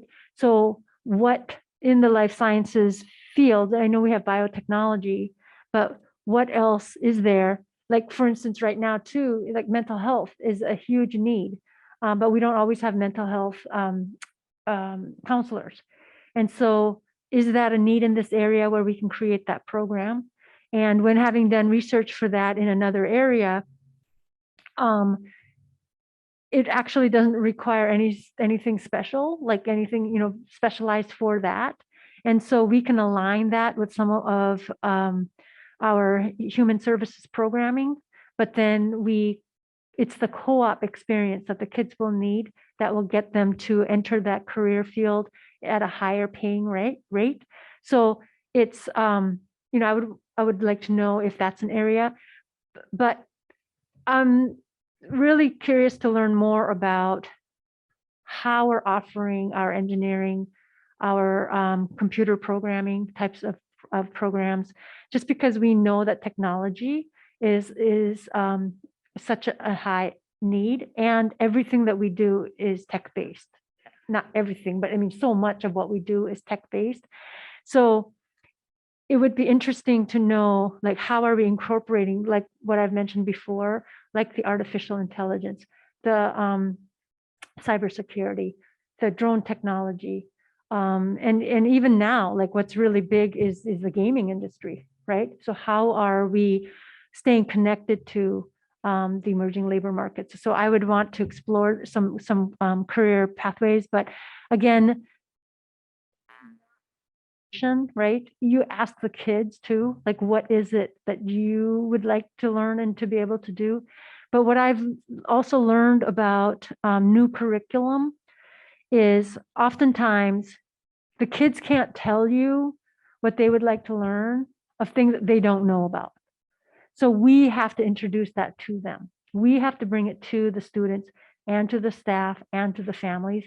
And the way that we stay connected, again, to be able to do that is we have to do our homework and always stay current to what's going on. So I'm, like every morning when I wake up at 5:30, one of the first things, it's a bad habit. So please, if you're not doing it, don't do it.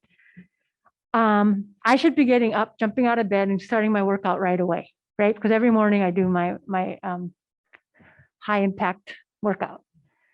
But I first go to my phone and I'm scrolling, it's like the Times, right?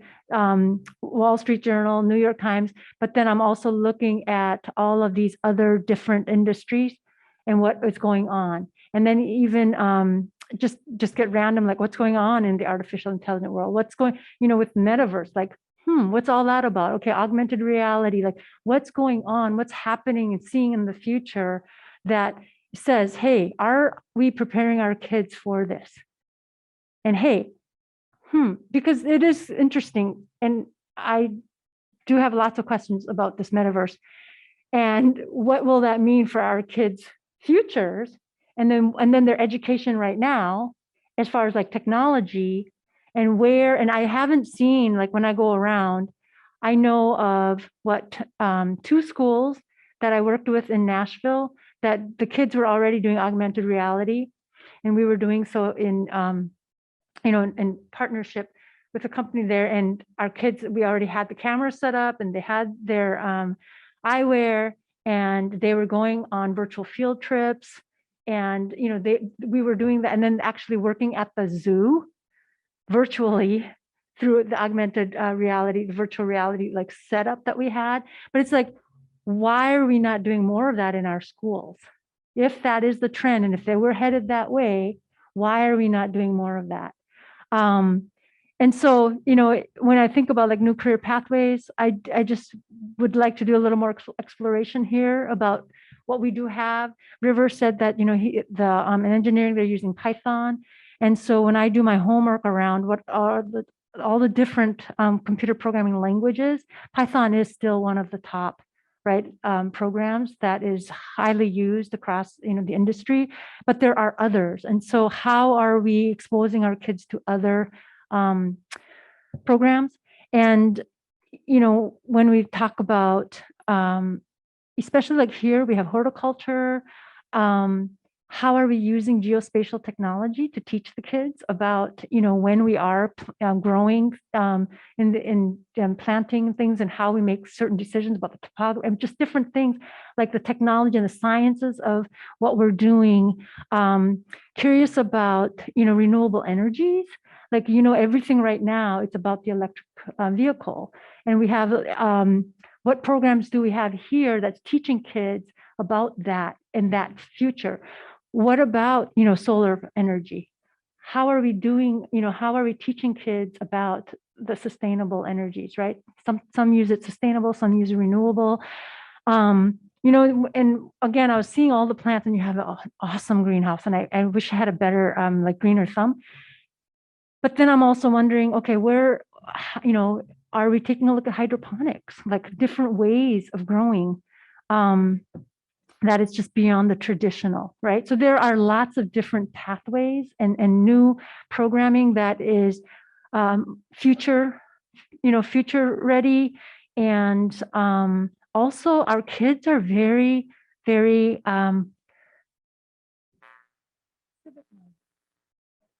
And so how are we creating opportunities through CTE and the types of programs to align with them in that? So for instance, big topic around whichever way you believe it, our climate is an issue.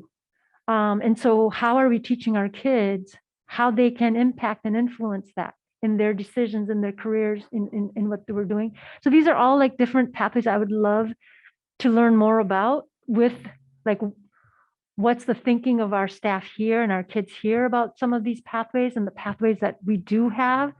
I love that there's welding here, because that's not, it's a needed area, but it's not often at a lot of the programs.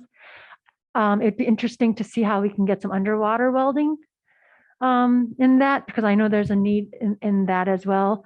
And advanced manufacturing, I appreciate how it's a comeback kid. And so it's good to have that, but how do we make it more relevant for the future? And the curriculum, again, it's like, because you're creating the curriculum isn't out there for some of these new programs. And so it's partnering, but the industries are out there, right?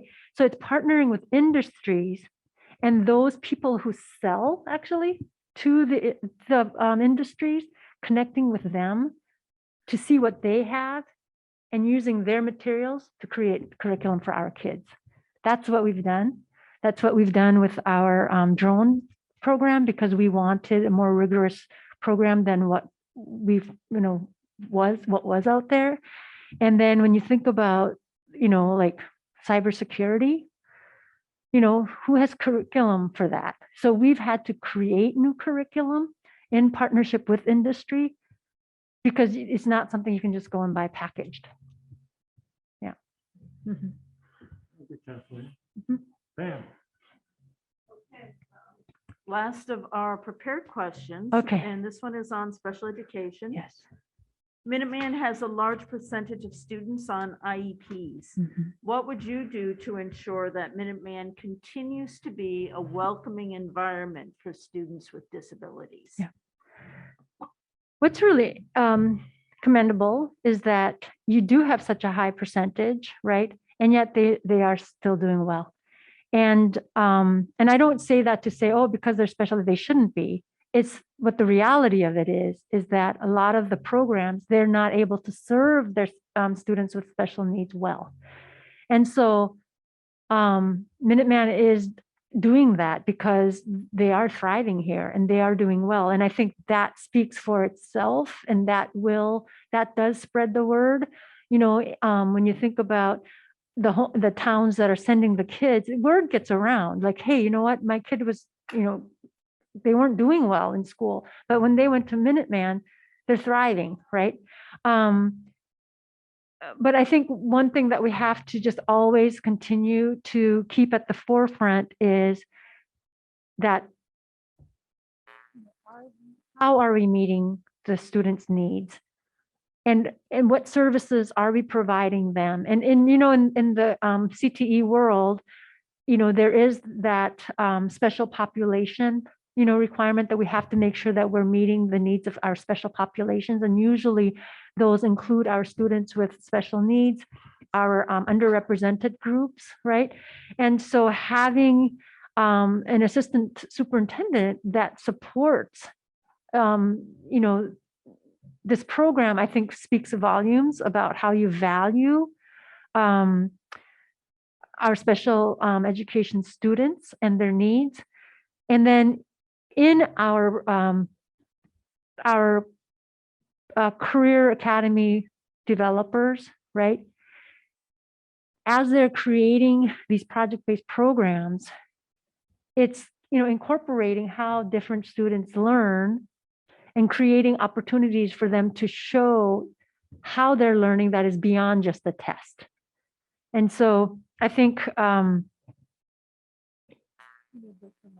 we're using, and the fact that we're paying attention to making sure that we're meeting their needs and that they're successful, I think says a lot, and I think that they will continue to come because they're seeing how their peers and their family members are being supported and being successful. Thank you, Kathleen. Yes, Two things. I think it's time for a break for everybody. the alarm didn't go off. Okay. My alarm went off. Also, it's clear to me that we're gonna go beyond 9 Okay, o'clock, and that's fine with me, if it's fine with you. it is fine with And if me. it's fine with you, then let's take about a 5-minute break, and then we'll come back. Sounds good. Thank you so much.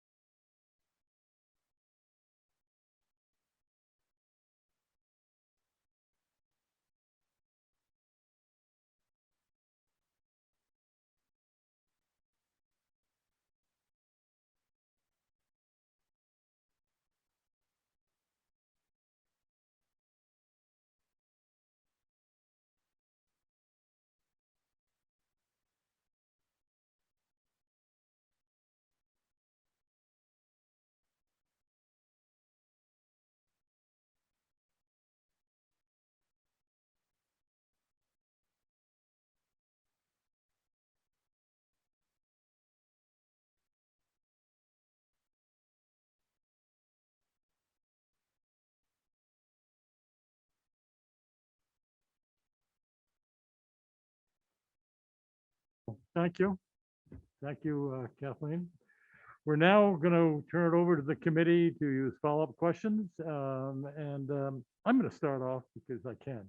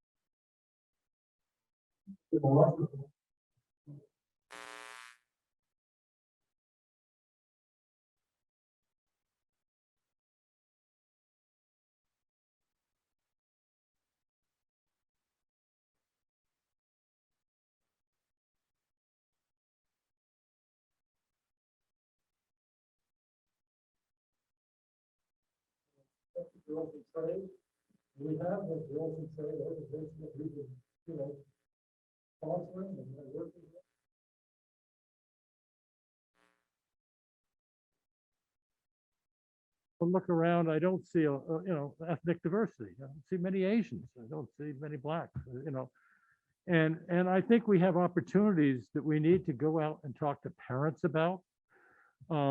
When we were looking at the building, we went to MIT down the road and I went into engineering department.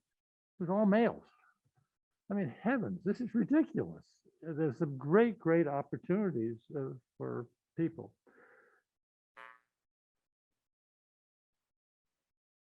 Regard, and what would be your strategies to bring more diversity?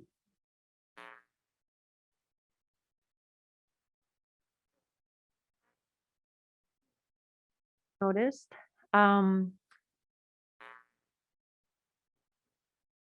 Figures on the district profile.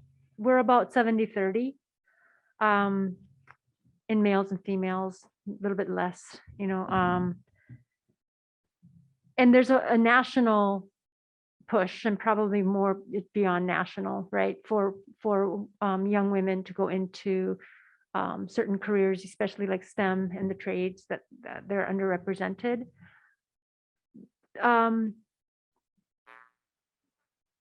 Narrative of what is for whom.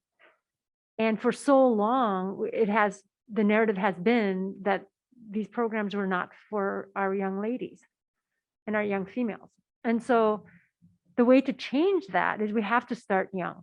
And as you saw in my digital portfolio, the 5-year CTE plan, it was a pre-K through 12 plus program, because you can't expect to just start a CTE program in 9th grade.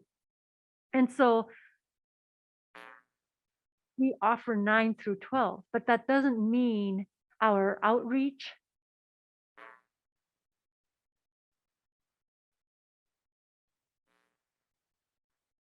reaching out to our member districts and in partnership with them, how are we showing from our early elementary all the way up through 8th grade what possibilities there are, and especially for our young ladies and males, right?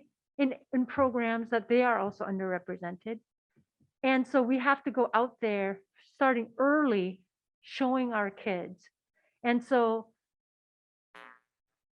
I think I asked about before my first trip here, what's our mobile unit? Like, do we have a mobile unit? Do we have a way to take what we do here on the road? And if we don't, could we get a vehicle? And they upfit these vehicles to do to anything nowadays. And we could put a little tiny, instead of a tiny house, we could build a tiny Minuteman, take it on the road, go to the different membership, districts, and go to their schools and create opportunities where they're coming out and doing the hands-on activities for our young ladies, and say, hey, have the Alice's, right, come in and show them how they can do some electrical work, and show them and we've got to spark that interest in that way. And then we have to like intentionally go and recruit them and show them.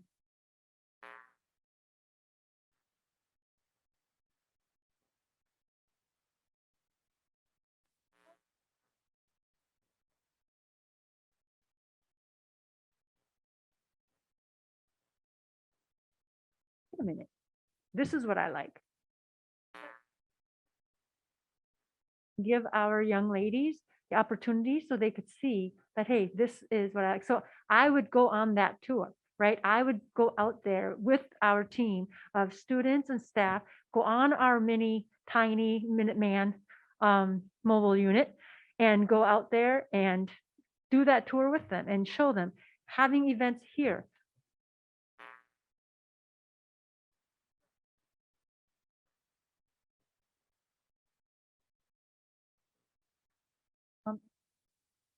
Kids, to the different fields and explore. It's a little mini, like mini exploration for our little ones of these different career options. It doesn't have to be in ninth grade, right? It can be. And then how can we partner with our member districts to create CTE opportunities and access in the middle school grade? And I know that there's a state, like push to try to have more CTE programs in our schools. And so how can we support our member districts at the middle schools to offer programs, especially, providing access to our young ladies and to our other underrepresented groups?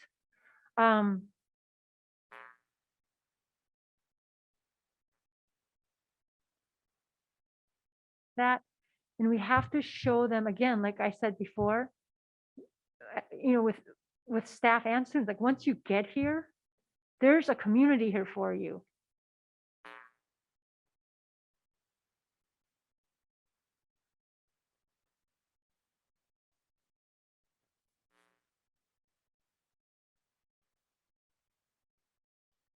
Providing them access, they won't stay here. But the big piece of it is they just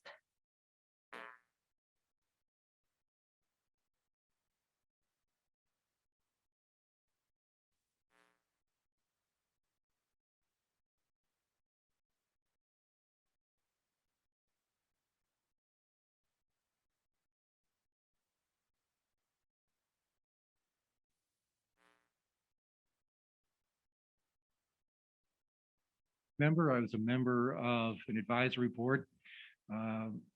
Before that, I was a Minuteman parent. And what I saw throughout those experiences was a particular challenge that our students have in the academic model we have of a week in academic classes followed by a week in shop, and this repeating through the year. The challenge was in carrying over the academic familiarity with a highly sequential subject from Friday to Monday, 10 days later. Big challenge in those classes that require incorporation of new skills and concepts. We weren't getting my kid, and I think a lot of other kids, ready for college calc because because the mathematics classes are so sequential and so dependent upon carrying it through. Yeah. So admittedly asking you to extemporize here, any thoughts on how we can support these kids who are in highly technical and sequential classes throughout many different curricula, and supporting them through that 10 days between classroom instruction and coming back to classroom instruction in the particular subject? Yeah. And when you started that, I'm like, oh, he's talking about math, because I was a high school math teacher, right? And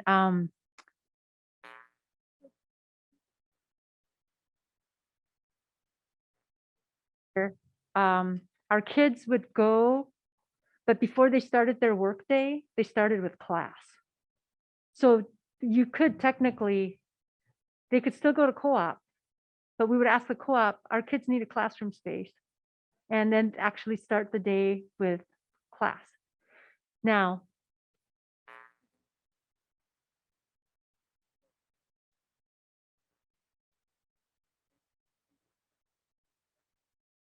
in technology, math teacher that your student needs a certain math, if they're not taught first period, but maybe it's taught third period, then it's okay, co-op.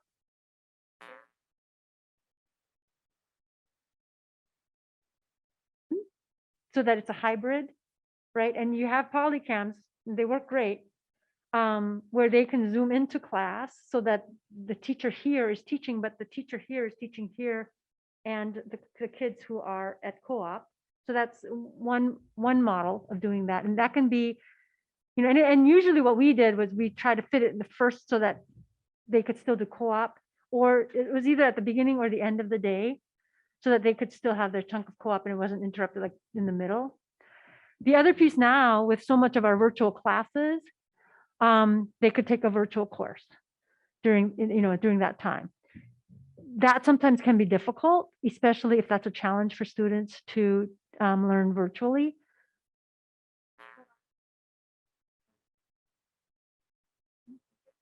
I mean, it's now like you can get courses that are taught really well online and for the kids to access that way. So that's another way for the kids to keep that sequential going, and it's not breaking for 5 days. So these are just a couple of ways that I know that I have implemented these programs where the kids had the academic component even at the same time on the same schedule as their learning experience, Thank you. their job experience. Mhm. Jeff,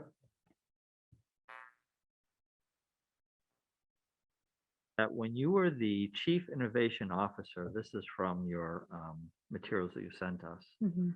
One of the things you did was you designed a comprehensive K through 12 computer science blueprint for the district. Yes. Could you tell me some of the elements of the high school portion of that blueprint? Yes. So the high school component, making sure that we had pathways for computer sciences, starting with our AP computer science, AP of computer science principles in the 9th grade, so that all of our 9th grade students took that AP course. And it was what the research was showing was that it was more accessible to all students, but also our underrepresented students were really successful in that. And we wanted them to have a successful experience in an AP course so that they could prove to themselves that they were capable of that work. But again, at the high school component, it was more the specializing, right? Because all the way from below, they were being taught the computer science standards from kindergarten all the way up. But once they got to high school, they could specialize and pick which pathway they wanted. So this is where they were picking, like, no, I want to study artificial intelligence. No, I want to study the computer programming and learn more about Python. And so they were picking their majors basically at the high school level and really honing in, because now, especially by then, they've learned so much about the computer science standards. It was just part of their literacy that this was the way they were understanding how to think and do that critical thinking.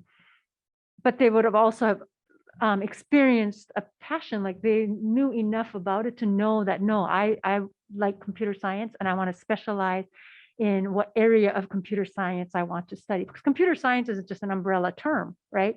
And there's so many different areas under that. And so this is where they were picking. And so that was the high school component of that plan. Okay, thank you. That which was also then be connected to the dual enrollment. And then based on what they wanted to major in moving forward, they would either do a certificate program through the college or do their 2 years and then move on and matriculate into a 4-year computer science program. Mhm.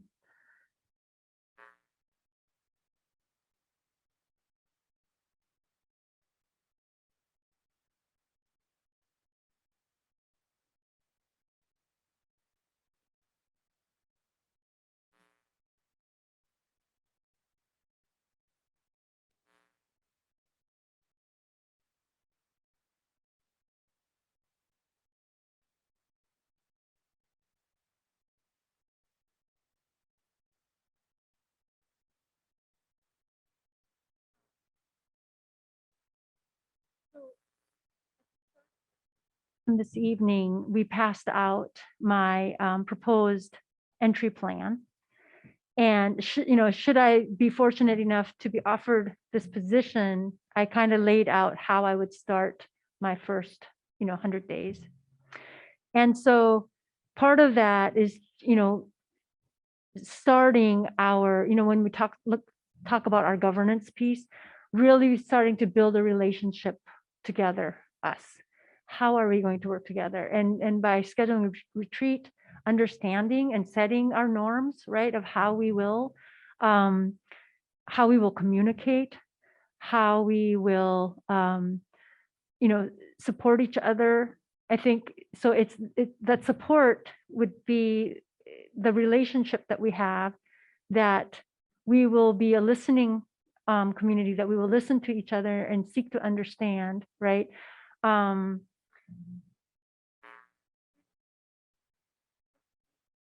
Have open, honest conversations, right?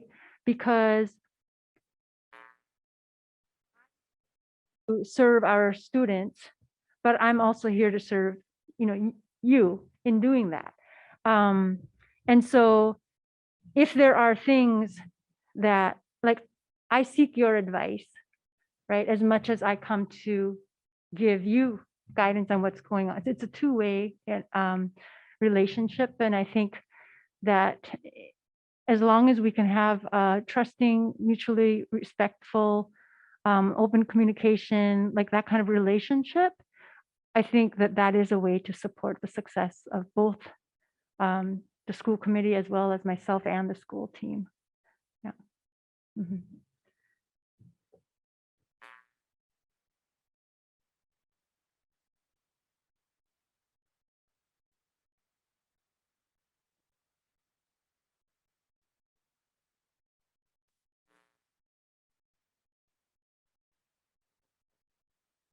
About being a superintendent. Mhm. That is your goal. Yeah. What is the goal of being a superintendent as opposed to all the other possible positions you can have, of Mhm. which you've had some very interesting ones? Yes. Why is it that position that is the one that you're interested in? Mhm.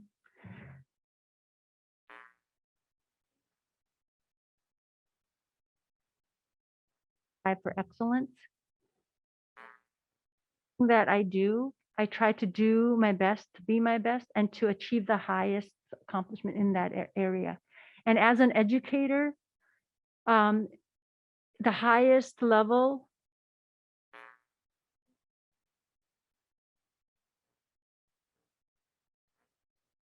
complete in my strive to do the best and be the best in my profession without having worked my way up to earn my way to being a superintendent, where it's an opportunity for me to take all the years of my experience and learning to be able to say, okay, to come and be in such a pivotal and important role as that of a superintendent, to say, here I am, what greater opportunity to end my career as a superintendent where I am serving my school community, my students and my staff.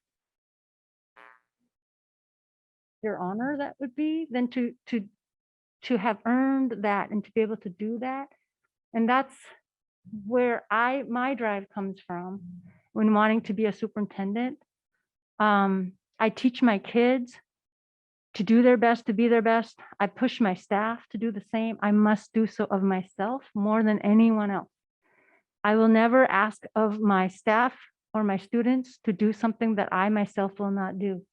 And so this has been, ever since I started down my education journey, I knew that this was where I want to find my way to, because I see this as the pinnacle role that an educator can earn their way up to.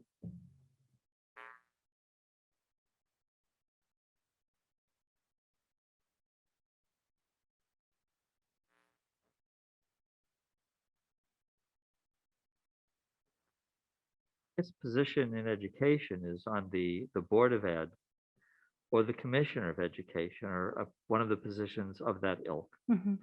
So why do you think that the superintendency is the position that is at the pinnacle that you want to achieve. What is it about what you can do as a superintendent Mhm. that you think is more important, or not more important, but maybe more useful Yeah. than these other positions that kind of control the rules among which we all have to operate? Yeah, yeah. And, and please don't think that I'm minimizing the role, right, of a school committee or the commissioner of education or the secretary of education. There are many roles in education. For me, I saw the superintendency as this pinnacle because, and another reason why I'm applying here to Minuteman.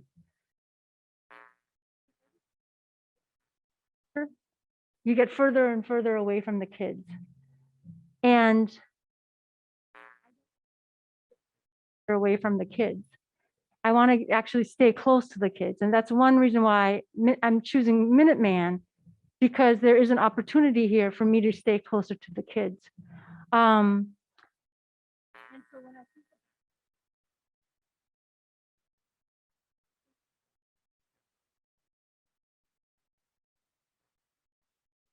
that I'm looking at as for my career ladder.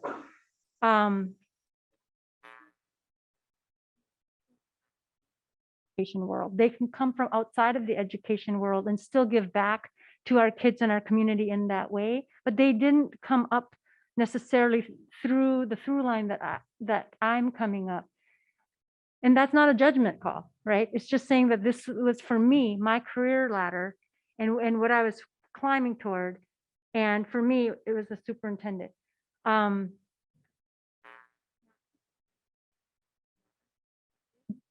Go to become commissioner of education, secretary of education, and that's perfectly great. And if that's their best, I commend them for that. For me, the superintendent was always what I was striving for.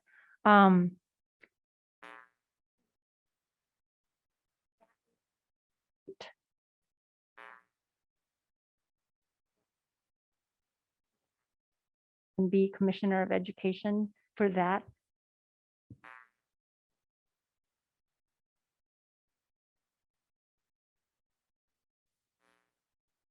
Catholic. Yes. I've read about it and I've listened to you. Mhm. I think I understand your creativity and your innovative ideas. Of others that you work with that don't match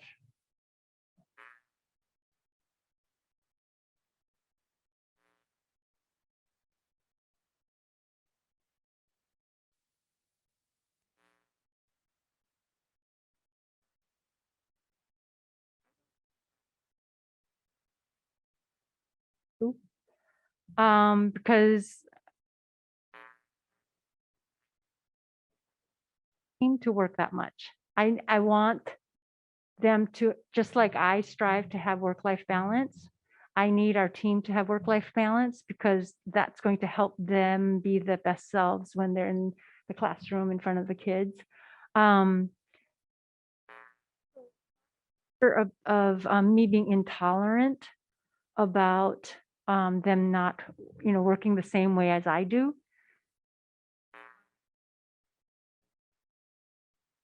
And support so that the staff will work smart to do their best, to be their best every day that they're here in the hours that they're supposed to be working. And that's what I try to honor. But we all know that education is never a 9 to 5, 8 to 4 job.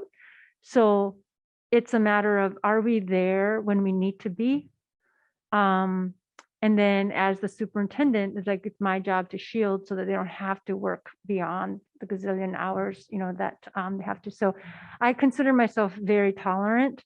And I consider myself very supportive of the staff working the hours that they're supposed to, and only beyond if we have to, because we're in an emergency kind of situation. But as long as you get the work done and to the level of quality that it needs to be done, that's what matters. And my team, I think, would say that I'm very much mindful of their well-being. And I'm always telling them, look, family first, work second. And they see how hard I work, and they do everything they can to go above and beyond too. But it's not because I'm pushing them to, it's because they want to.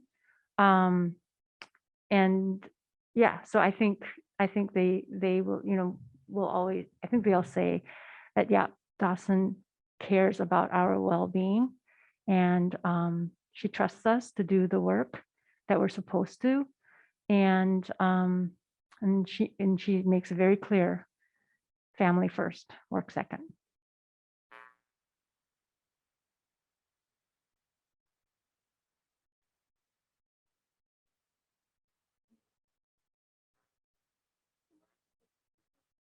I make sure, because I have to also take care of me and make sure that I'm okay. That is why I get up every morning and exercise. That is my one of my ways of taking care of myself. That that's my therapy, like that's good for me. And that's why I do. But I love to spend time with my family. I love to travel. I'm trying to learn how to play the guitar. I'm trying to learn how to speak Korean. So I do take time, and I'll work, but I will know when my limit is. And then I'm like, okay, I gotta stop now. You know, it's been a little different being away, because my, majority of my family, well, my network is here. So having been away, it hasn't been the same, because there's no one there to pull me away from work, and then I just keep going and going. And I know this may sound corny, friends, and sometimes some get it, some don't get it. I love my work, and it doesn't feel like work. And what has I find very fortunate is that I have a career where I am giving back to the community, and I am in service to humankind and to our children, and to trying to make this world a better place through that. I mean, how much more like fortunate can you be to be able to do that in your line of work? And so when I'm working hard, it doesn't feel like work. And then when you love what you're doing, it doesn't feel like work. But yes, I do know where my limits are. And then I'm just like, okay, today I put in 16 hours. I'm going to stop now. It's like, this is good today. Other days it's like, okay, I put in my 8 hours. I am going to go because I got a date and I'm going, and he's waiting, and I'm like, honey, we're going to have a date. And they're like, uh-huh. I said, no, I'm serious. It's like I do know like my limits, and I do work on work-life balance. It's probably a little bit more work than that, but I do take good care of myself in that way. Mhm.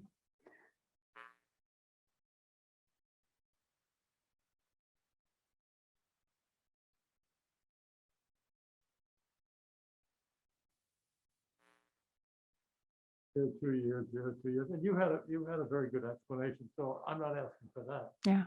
But question was asked, if you were given this position, Mhm. you accept this position in Minuteman, Mm. what was your answer earlier? My answer was that if I'm allowed, I will stay here till I can retire, which is many, many years, because I'm not that old. I'm old, but not that old. So I would hope that I would be able to stay for the long term. And I'm coming back, home to do that. And I've done my years of where I've been out and gone adventuring, learning, exploring, like to different states and different districts. But now it's time to come home, and I'm coming home to stay. So I would hope that I can stay here with the Minuteman until it's time for me to retire.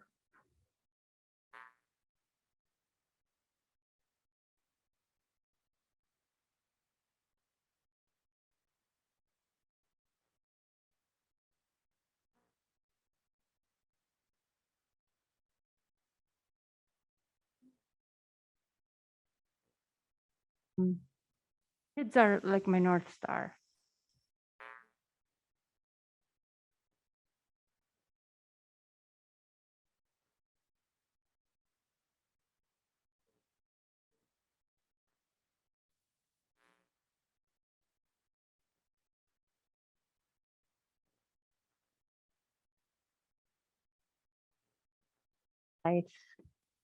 it is to do good work, like doing good for humankind. Like that's what drives me. And my purpose in life is that. And so through my work, my North Stars are the kids. You know, my kids, they are the reason why I feel that I had the life journey that I had to help me to be more compassionate and empathetic and understanding of those whom I serve, and all the gifts that I've been given is to serve our kids, and they drive me every time. They get me up in the morning, and when it's tough decision time, I know why I have to make the decision. It's for the kids. You haven't done it already, Yeah. to make a closing statement. Yeah.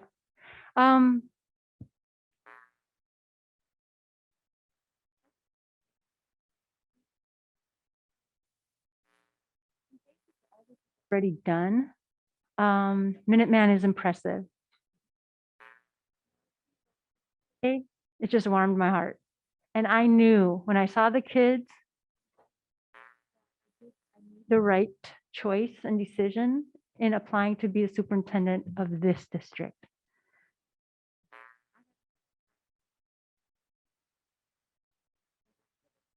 Home and just apply for any and every sooner. But I wanted the right fit because I do want to stay here the long term. And so I've been very careful in making sure that I make the right choice.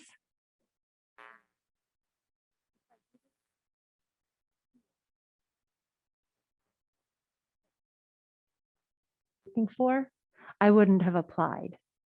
I take this very seriously, and it's my life work, right? It's my life commitment.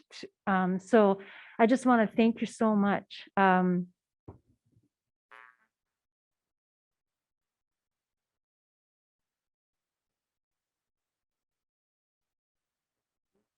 Seek,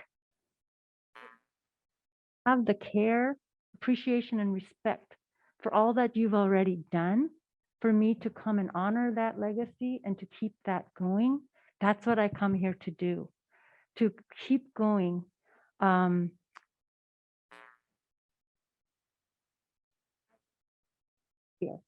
I believe in the work that you're doing, and I want to be a part of helping take that to the next level. So I hope that I'm the choice and the right fit for you. And should I be, I will not disappoint you. And I just want to thank you very much. In honor of my my culture, kamsahamnida. Thank you. Yes. And thank you all. It's been a long road.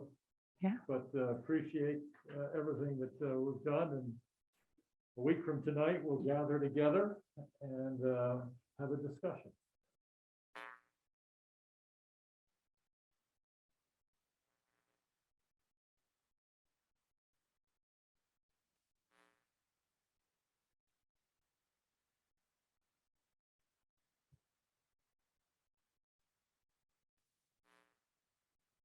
Adjourn.